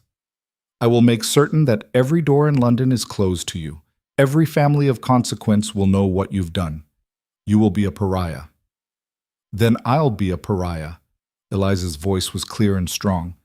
I'd rather be alone and honest than surrounded by people who only value me for how well I perform the role they've written for me. One of the magistrates cleared his throat uncomfortably. Lady Hawthorne, if the young woman is making this statement of her own free will, there's no legal basis for an annulment. The marriage was conducted with a valid special license, properly witnessed and recorded. She's not in her right mind, the Countess insisted. She's been manipulated. With respect, my lady, the other magistrate interrupted, the Duchess appears perfectly lucid to me, and her testimony is consistent and clear. Unless you have evidence of actual coercion or mental incapacity, we cannot proceed. Lord Radcliffe's expression darkened. What about the letters? The evidence my son has gathered proving an ongoing affair. Forged letters, Adrian said quietly, his voice cutting through the rising tension like a blade, which I'm prepared to prove in court if necessary. In fact, gentlemen, since you're here in an official capacity, perhaps you'd be interested in examining some genuine evidence. He moved to the desk and pulled out a folder that hadn't been there this morning. Eliza's heart began to pound. What had he found? These are financial documents showing a pattern of payments from the Radcliffe estate to the Winters family 3 years ago, Adrian continued, laying papers across the desk. Substantial payments, made in exchange for silence regarding Julian Radcliffe's abandonment of Lady Catherine Winters when she became pregnant with his child. Lord Radcliffe's face went white. That's a lie. Those documents are fabricated. Are they? Adrian's smile was cold. Because they came from your own estate manager, a man named Thomas Barrett, who was apparently dismissed last month without proper compensation. He was quite willing to provide copies of certain records in exchange for a reference letter and settlement of his back wages. Eliza stared at Adrian. He'd done it. Somehow, overnight, he'd gotten the evidence they needed. There's more, Adrian continued.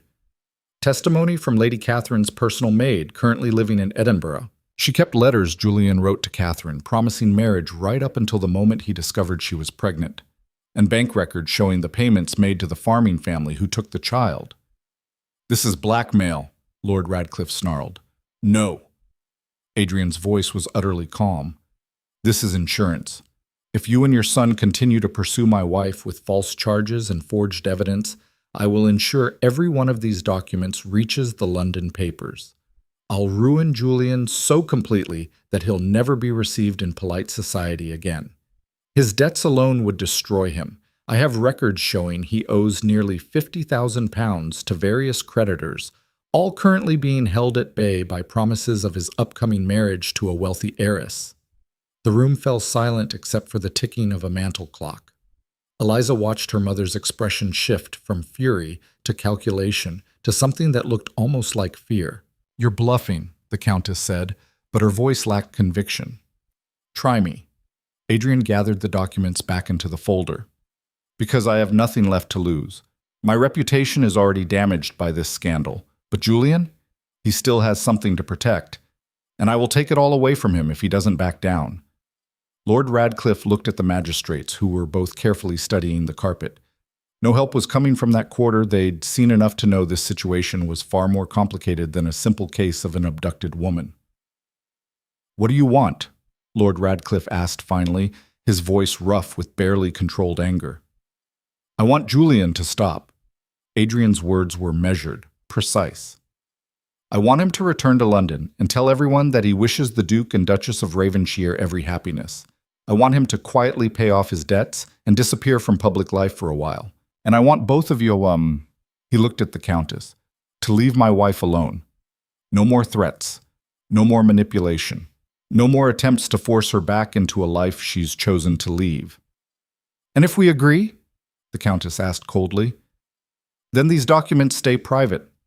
Catherine Winters keeps her anonymity. Julian's reputation survives, though I imagine his marriage prospects will be significantly limited once word of his debt spreads. And everyone moves forward." The Countess turned to Eliza, her eyes blazing with anger and something that might have been pain. "Is this really what you want? To throw away everything your father built? Everything I've worked for?" "Father never wanted me to be miserable," Eliza said quietly. "And Mother, you never worked for me. You worked for the Hawthorne reputation. There's a difference." For a moment, the Countess looked like she might argue, but then her shoulders slumped slightly, and Eliza saw the truth in her mother's eyes. She'd already lost this battle. The evidence was too strong, the legal ground too shaky, and her daughter too determined. "Very well." The Countess's voice was brittle. "Lord Radcliffe and I will discuss this matter with Julian. But don't expect forgiveness, Eliza. Don't expect to ever be welcomed back into this family." "I don't," Eliza said. "I just expect to be left alone to build my own life." The Countess swept out of the room without another word, Lord Radcliffe following with the magistrates trailing behind. Morrison appeared to show them out, and then the house fell silent. Eliza turned to Adrian, her mind racing.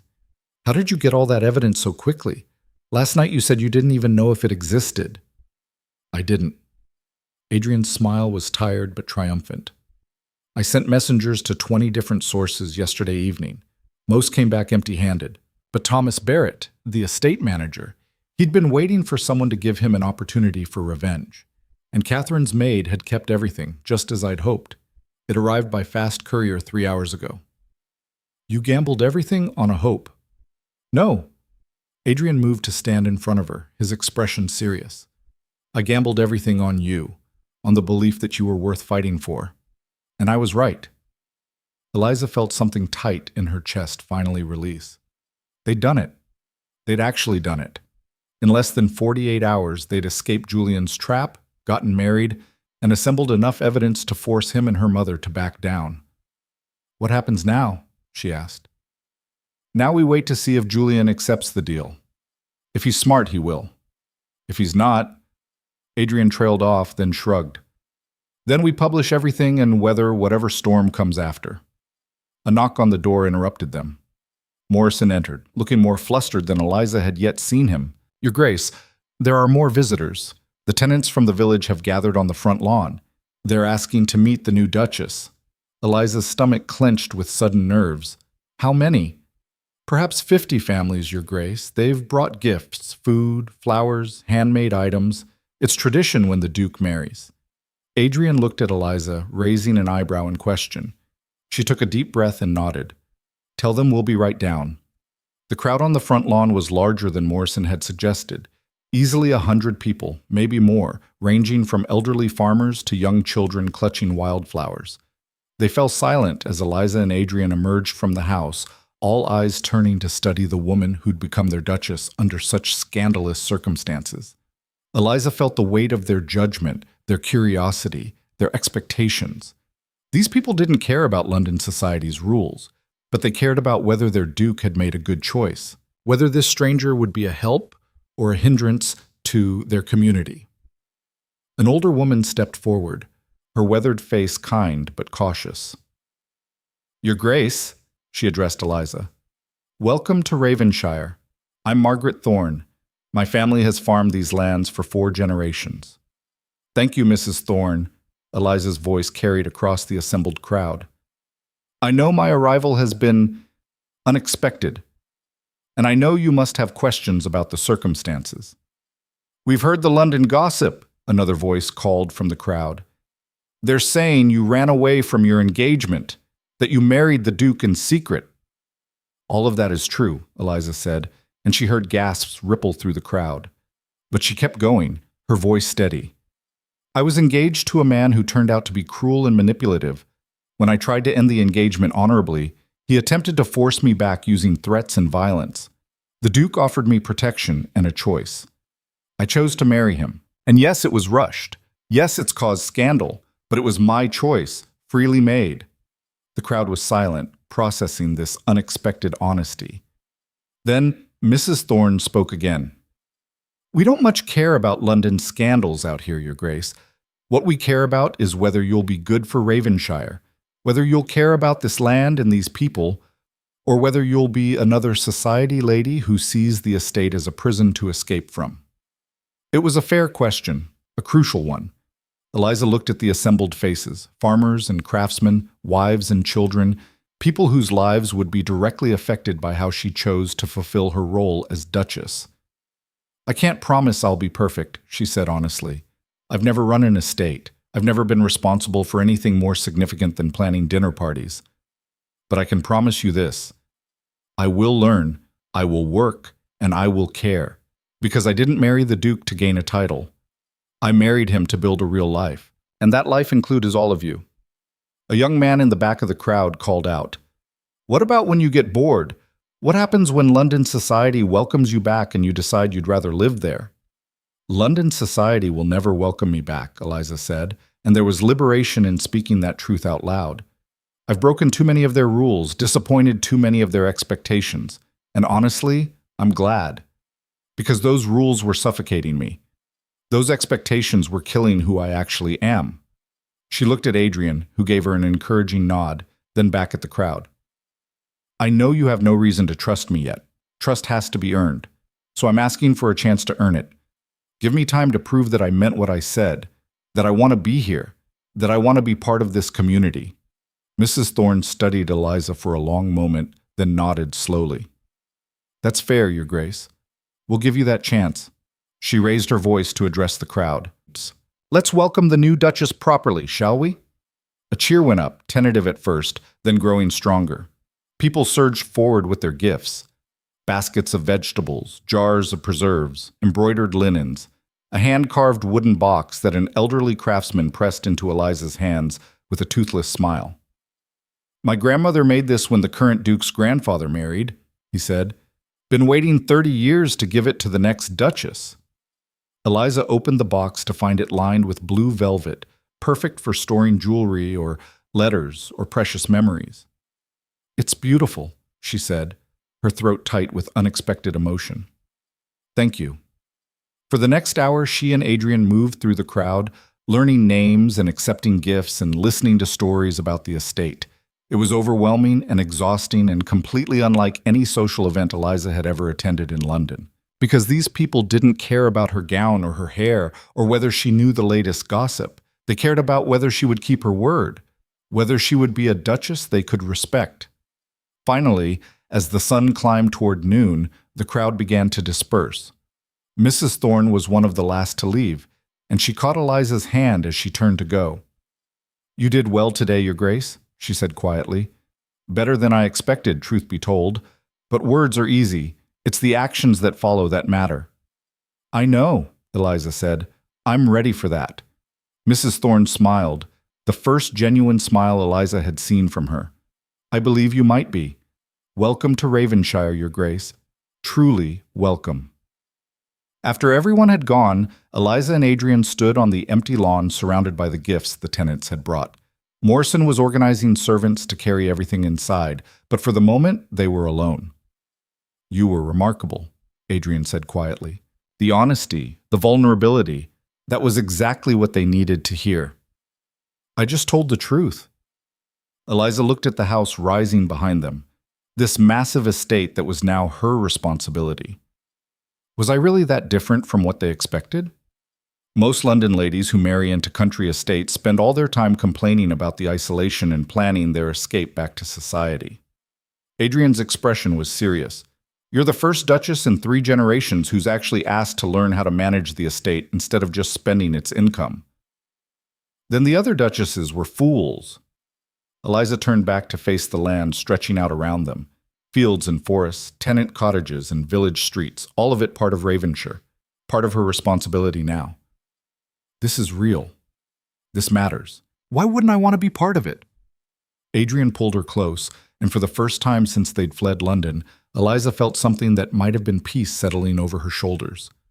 We still don't know if Julian will accept the deal, she said against his chest. He might decide to fight anyway. Then we'll deal with it. Adrian's voice was certain. Together. The words settled between them with the weight of a vow. Together. Not her fighting alone while he protected her, not him making all the decisions while she played the obedient wife. Together, as partners, facing whatever came next. A messenger arrived that evening, bearing a single letter sealed with the Radcliffe crest. Adrian broke it open and read quickly, his expression unreadable. Well?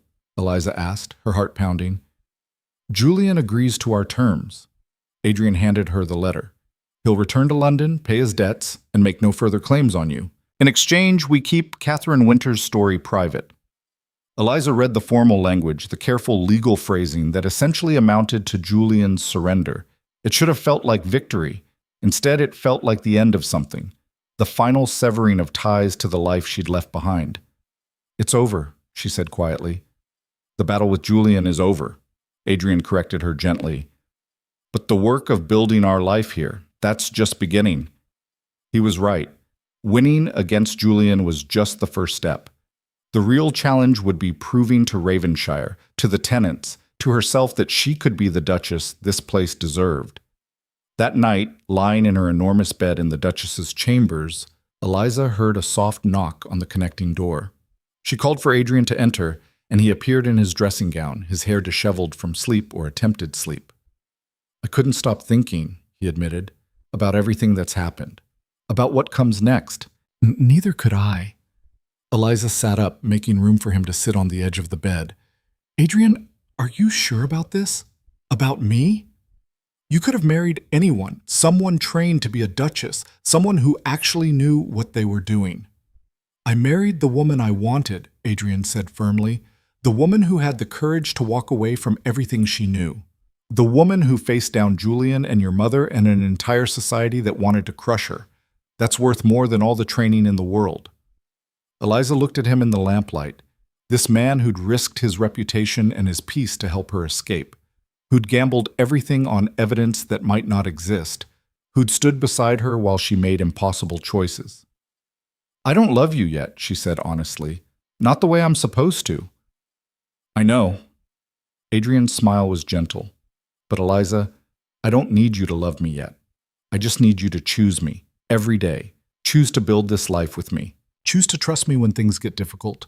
Choose to be honest instead of running. That's enough. What if it's not? What if I fail at being your duchess? Then we'll fail together and figure out how to do better. He took her hand, his thumb tracing circles on her palm. This isn't about being perfect, Eliza. It's about being real, being present, being willing to try. Eliza thought about Mrs. Thorne's words, that actions mattered more than promises. She thought about the tenants who'd given her a chance despite the scandal. She thought about the life she'd chosen when she stepped into Adrian's carriage 2 nights ago. Stay, she said quietly, squeezing his hand. Not for... I just don't want to be alone tonight. Adrian settled beside her, fully clothed on top of the covers.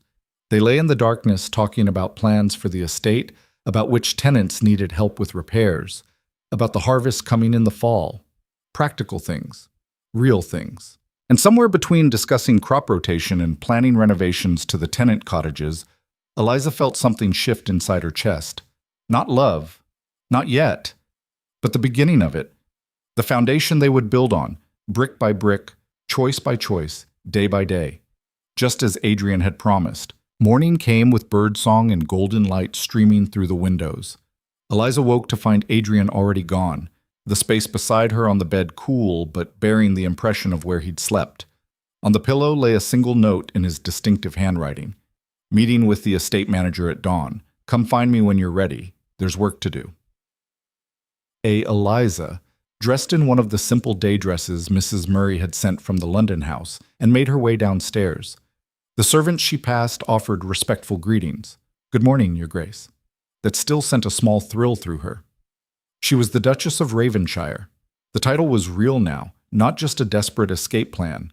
She found Adrian in his study, surrounded by ledgers and maps, deep in conversation with a weathered man in his 50s who could only be the estate manager. The Northfield needs drainage work before autumn, the man was saying, and the Carters are asking about extending their lease on the mill property. Eliza. Adrian looked up, his face brightening when he saw her. Perfect timing. This is Henry Marsh, Ravenshire's estate manager. Henry, my wife, the Duchess. Marsh bowed, his eyes curious but respectful.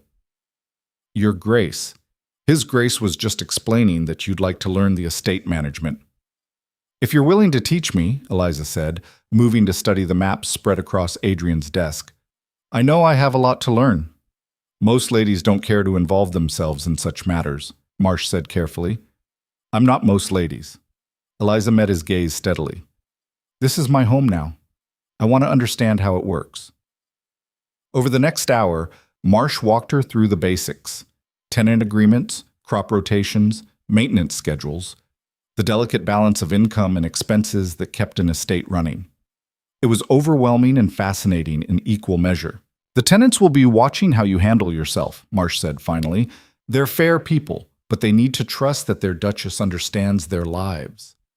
That you won't make decisions that sound good in theory, but fail in practice. Then I'll need to spend time with them, Eliza said. Learn directly from them what works and what doesn't. Marsh exchanged a look with Adrian, something passing between them that Eliza couldn't quite read. That would be unusual, Your Grace. Most duchesses manage from a distance. Most duchesses probably don't care if their tenants thrive or just survive, Eliza replied. I want Ravenshire to be more than just profitable. I want it to be a place where people actually want to live. This time, Marsh's smile was genuine. Then you'll fit in just fine here, Your Grace. The following weeks fell into a rhythm that surprised Eliza with its satisfaction. She spent mornings with Marsh learning the estate accounts, afternoons visiting tenant farms with Mrs. Murray as her guide, and evenings with Adrian planning improvements and discussing the day's challenges. She learned which families needed help with repairs, which children showed promise for education beyond basic schooling, which elderly tenants required additional support. She memorized names and faces and stories until Ravenshire's people became real to her, not just numbers in a ledger, but individuals whose lives intersected with hers in meaningful ways. And slowly, she began to see changes. The Carters got their mill lease extension with terms that allowed them to invest in new equipment. The Northfield got proper drainage, turning useless marshland into productive farmland. 3 tenant children received scholarships to attend grammar school in the nearby town, funded by the estate. Small victories. But they mattered. 6 weeks after their hasty wedding, a letter arrived from London bearing the Hawthorne seal. Eliza stared at it for a long moment before breaking it open, her hands trembling slightly. It was not from her mother. Instead, her younger cousin Margaret had written, a girl Eliza had been close to before the scandal. Dearest Eliza, I know Mother forbade me from writing to you, but I couldn't bear your silence any longer. London is absolutely buzzing with the most extraordinary news. Julian Radcliffe has left England entirely. Apparently his debts finally caught up with him, and he's fled to the continent to escape his creditors. His father is beside himself, trying to salvage what's left of the family reputation. But here's the truly shocking part. Lady Catherine Winters has returned to London. She came back from Scotland with her young daughter, a beautiful child of 3 years old, and she's telling anyone who will listen the truth about what Julian did to her. The story is spreading like wildfire, Eliza. People are finally seeing him for what he really is. Your mother has not spoken publicly about you since you left, but I've heard through the servants that she's been troubled. I think she's beginning to understand what she lost when she chose reputation over her own daughter. I miss you terribly. I hope you're happy in your new life. All my love, Margaret. Eliza read the letter twice, then handed it to Adrian, who'd been working at his desk. Julian's gone, she said quietly, and Catherine came back. Adrian scanned the letter, his expression thoughtful. She's braver than I gave her credit for, coming back to face London after what they did to her. We should help her. The words came out impulsively, but Eliza knew they were right. Financially, socially, whatever she needs, she's doing what we did, choosing truth over convenience. Agreed. Adrian pulled out fresh paper. I'll have my solicitor set up a trust for her and the child, and we'll make it known that anyone who receives Catherine Winters receives the patronage of Ravenshire. It was a small thing, perhaps, but it was something, a way to turn their own scandal into protection for someone else who'd been wronged. The harvest season arrived with golden fields and long days of hard work. Eliza insisted on being present for it, not watching from the house, but actually in the fields, learning how the work was done. The tenants were shocked at first to see their Duchess with dirt on her hands and sweat on her brow, but shock gave way to respect, and respect began to grow into something warmer. One afternoon, as she helped Mrs. Thorne's daughter bundle wheat stalks, the older woman approached with a cloth bundle. I made these for you, Your Grace, Mrs. Thorne said, unwrapping the cloth to reveal a pair of sturdy work gloves, beautifully embroidered with the Ravenshire crest. Figured if you're going to insist on working alongside us common folk, you ought to have proper equipment. Eliza felt tears prick her eyes as she accepted the gift. Thank you, Mrs. Thorne. They're perfect. You're nothing like what we expected, Mrs. Thorne said bluntly. When we heard the Duke had married some London society lady in a scandal, we figured you'd be trouble. Figured you'd either run back to London within a month or make everyone's lives miserable trying to turn Ravenshire into something it's not. And now? Mrs. Thorne's weathered face creased into a smile. Now we're starting to think the Duke knew exactly what he was doing when he married you. That evening, as the harvest celebration began in the village square, Eliza stood beside Adrian watching the tenants dance and feast. A fiddle played lively music, children ran wild between the tables, and the air smelled of roasted meat and fresh bread. They've accepted you, Adrian said quietly, his hand finding hers. Truly accepted you. That's rare, Eliza. Most duchesses never earn that kind of trust. I didn't do it to earn their trust, Eliza replied. I did it because it felt right. Because this... She gestured to the celebration, the people, the land stretching out around them. This is real. This matters in a way that London society never did. No regrets, then, about leaving it all behind? Eliza thought about her mother's drawing room, the endless social calendar, the suffocating expectations that had shaped every moment of her life before she'd stepped into Adrian's carriage. Then she thought about the work gloves Mrs. Thorne had made, the children she'd helped enroll in school, the satisfaction of watching crops she'd helped plant grow golden in the fields. Not even one, she said. Mrs. Thorne approached them, slightly breathless from dancing. Your Graces, it's tradition for the Duke and Duchess to lead the final dance of the harvest celebration. Will you honor us? Adrian looked at Eliza, raising an eyebrow in question. She laughed, a real laugh, full and free, and nodded. The music shifted to something slower, more elegant. Adrian led Eliza into the center of the village square, and as they began to dance, the crowd fell back to give them room.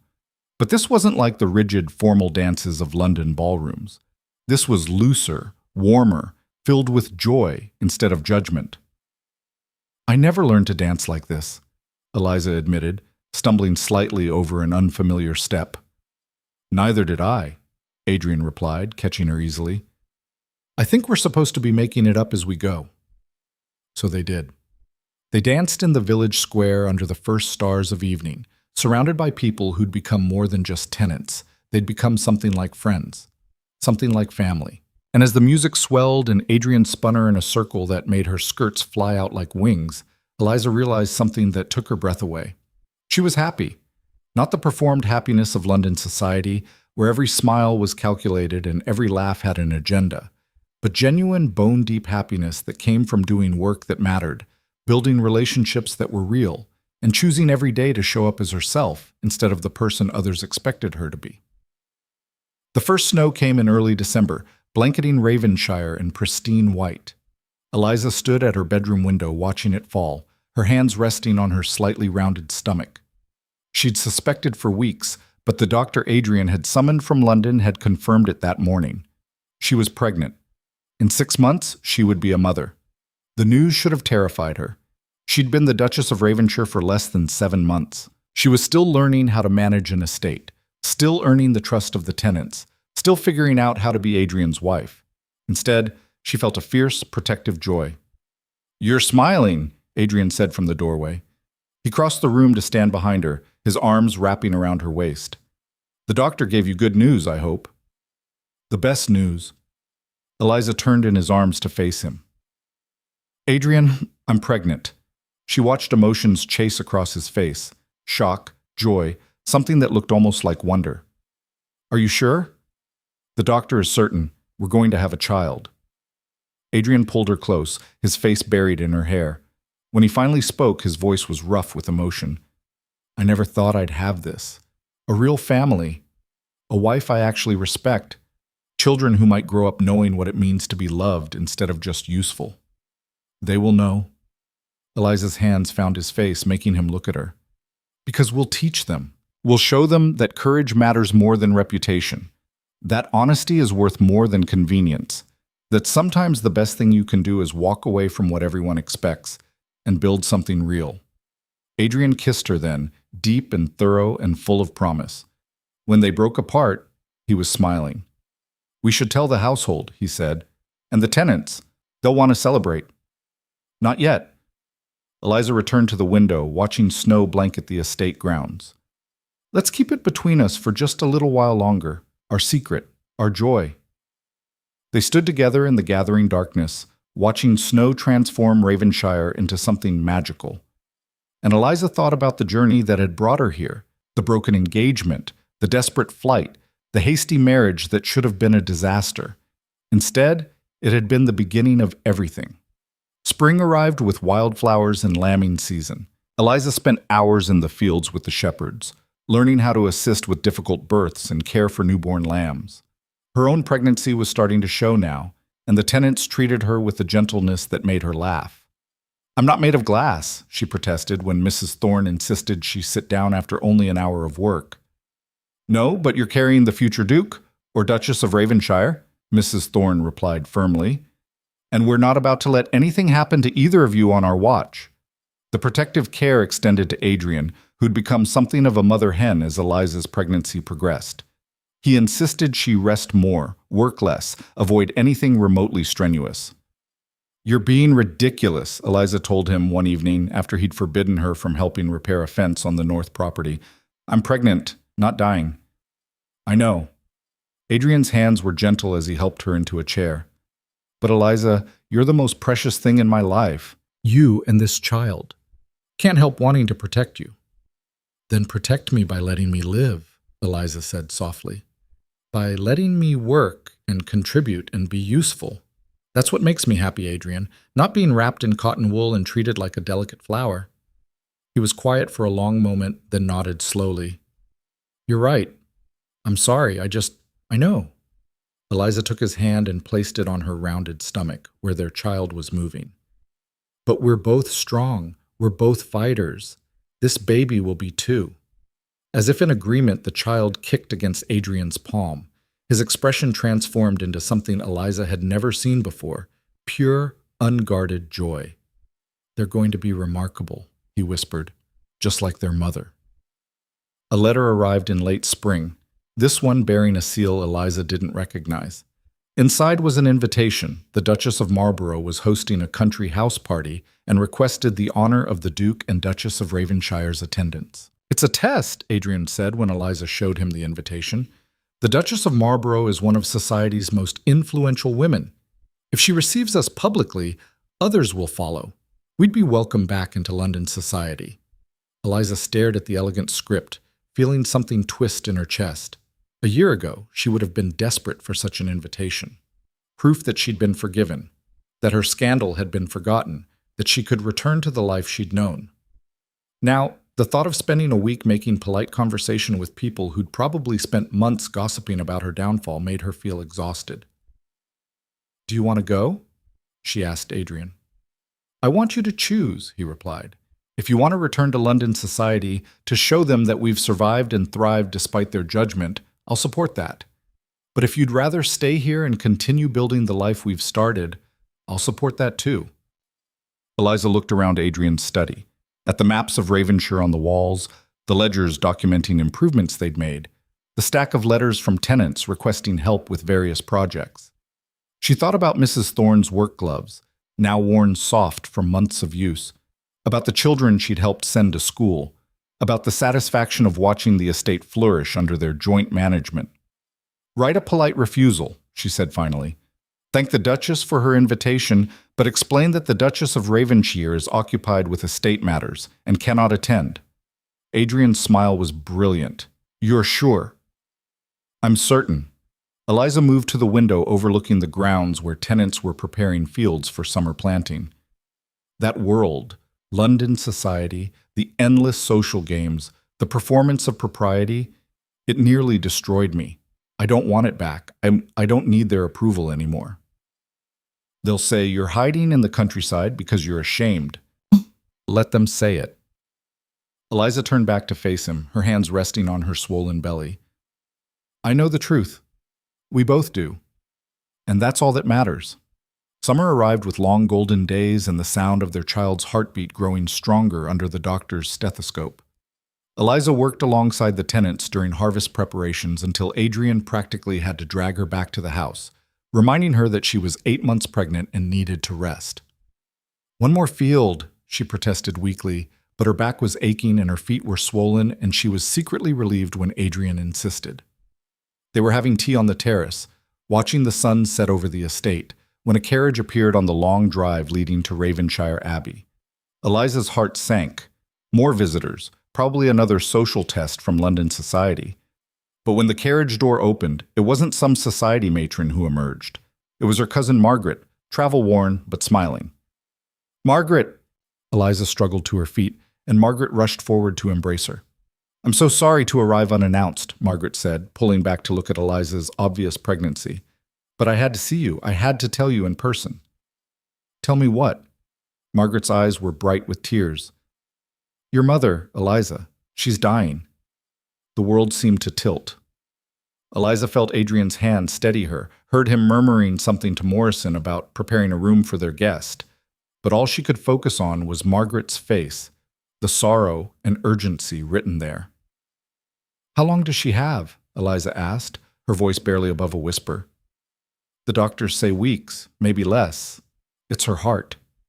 Margaret took Eliza's hand. She's been asking for you. Not publicly. She's too proud for that. But she told me privately. She wants to see you before she dies. Eliza looked at Adrian, seeing her own conflict reflected in his eyes. Her mother had disowned her, threatened her, chosen reputation over her own daughter. Going to her now would mean facing all of that pain again, reopening wounds that had just started to heal. But she was also the woman who'd raised her, who'd taught her to read and ride and navigate the treacherous waters of high society, who'd done her best, however misguided, to prepare Eliza for the life she'd believed was important. I have to go, Eliza said quietly.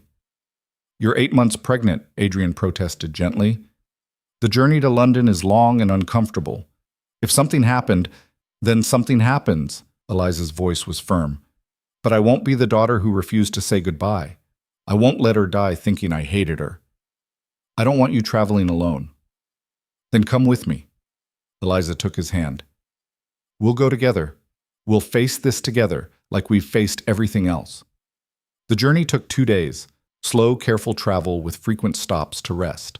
Eliza's back ached constantly, and the baby seemed to be using her bladder as a plaything, but she endured. Margaret traveled with them, filling the carriage hours with stories of London society's latest scandals. Julian never came back from the continent, Margaret said at one point. Rumor has it he's living in France under an assumed name, trying to marry some wealthy widow. But Lady Catherine has become something of a celebrity in London.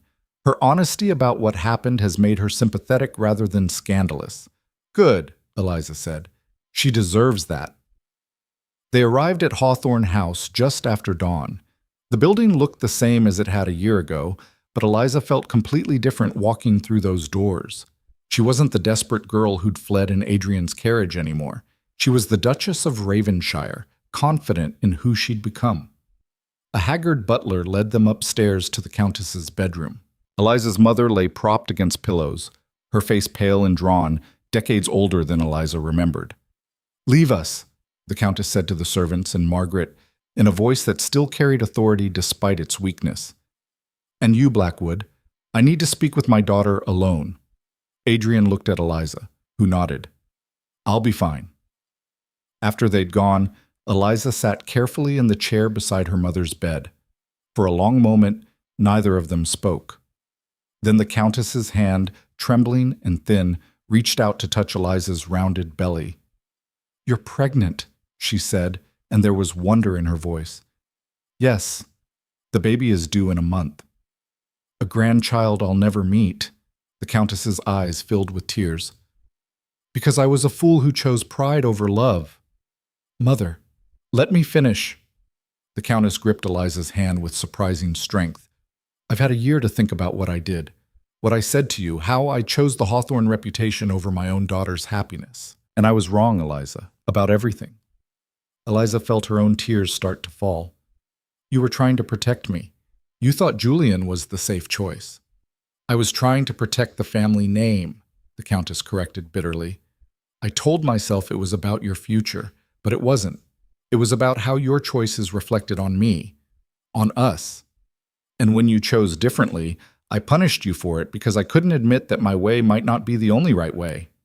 She coughed, and Eliza quickly helped her sip water from a glass on the bedside table. "I've been following the gossip about you," the Countess continued when she could speak again, "about how you've transformed Ravenshire, about the tenants who adore you, about the charitable work you've started, about how you've built something real instead of just performing for society's approval." "You heard about all that?" "Margaret writes me detailed letters." The Countess managed a weak smile. "She's very proud of her scandalous cousin. And Eliza, I'm proud too. It's taken me too long to admit it, but I'm proud of the woman you've become. The woman you became the moment you walked away from everything I taught you to want." Eliza was crying openly now, years of hurt and anger and longing all crashing together. "I wanted you to be proud. I wanted you to see that I could be happy even if it wasn't the life you'd planned for me. I see it now." The Countess's voice was fading. "I'm sorry it took dying to make me wake up. I'm sorry I wasted a year being bitter when I could have known you, known my grandchild." "There's still time," Eliza said desperately. "The doctors could be wrong. You could—" "Hush, child." The Countess squeezed her hand. "We both know I'm dying, but I needed to tell you this before I go. I needed you to know that you were right, that the courage it took to choose yourself over society's expectations, that's worth more than all the perfect marriages and pristine reputations in the world." They talked for hours after that, making peace with the past, sharing stories about Eliza's new life at Ravenshire. The Countess asked about Adrian, about the estate, about Eliza's plans for their child. "Teach them to be brave," the Countess said as her strength began to fail. "Teach them that love is more important than reputation, that truth is worth more than convenience. Teach them all the things I should have taught you, but was too afraid to say." "I will," Eliza promised. "I swear I will." The Countess died 3 days later, with Eliza holding her hand. The funeral was a grand London affair that Eliza attended with Adrian beside her, her pregnant belly making it impossible to hide. Society whispered and stared, but Eliza held her head high. At the reception afterward, several society matrons who'd cut Eliza completely a year ago approached with cautious friendliness. "Such a tragedy about your mother, Your Grace," one of them simpered, "and how wonderful that you were able to reconcile before the end." "Yes," Eliza said coolly, "it's amazing what becomes possible when you choose honesty over pride." The woman flushed and moved away. Adrian, standing beside Eliza, squeezed her hand in support. "Ready to go home?" he asked quietly. "More than ready."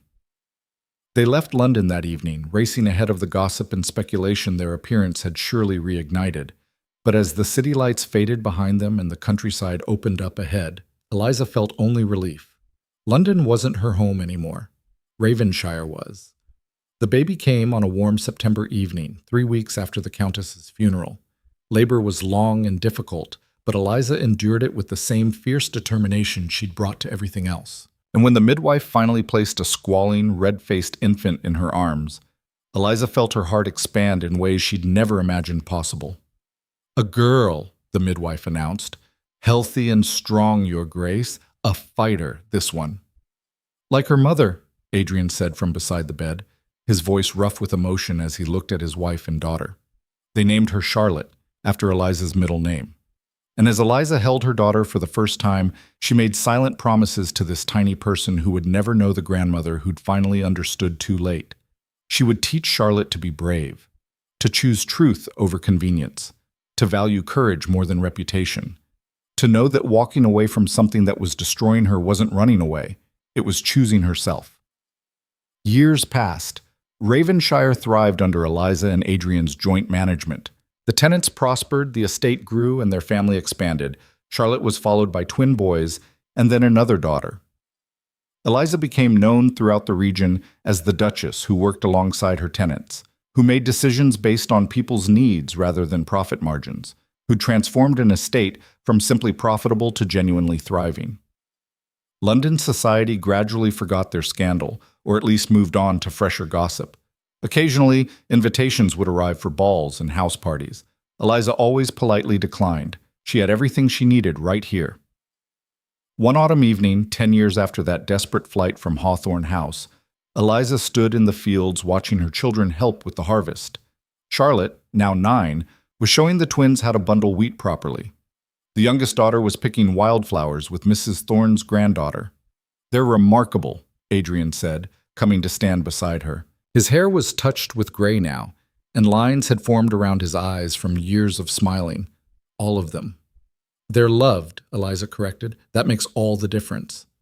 She thought about the woman she'd been, the desperate girl in the ballroom who'd given Julian his ring back, the terrified bride running through forests, the uncertain Duchess trying to prove herself worthy of Ravenshire.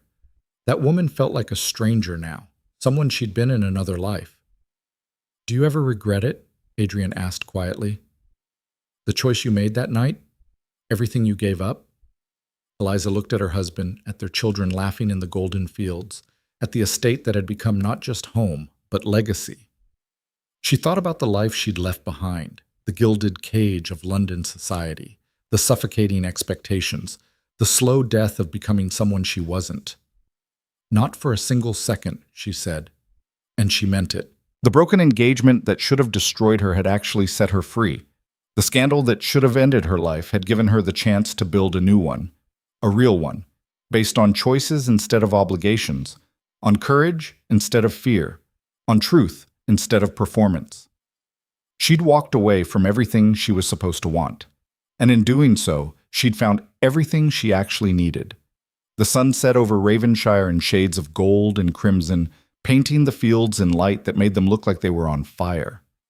Eliza's children ran toward her, dirty and laughing and full of stories about their day. Adrian's hand found hers, steady and sure as it had been for a decade. This was her life now. Not the one she'd been raised to expect, not the one society had demanded she live, but the one she'd chosen, brick by brick, choice by choice, day by day, the one she'd fought for. The one that was entirely, beautifully, courageously her own. And standing there in the fading light, surrounded by everything she'd built, Eliza Blackwood, Duchess of Ravenshire, knew with absolute certainty that the night she'd stepped into Adrian's carriage hadn't been the end of her story. It had been the beginning of her life.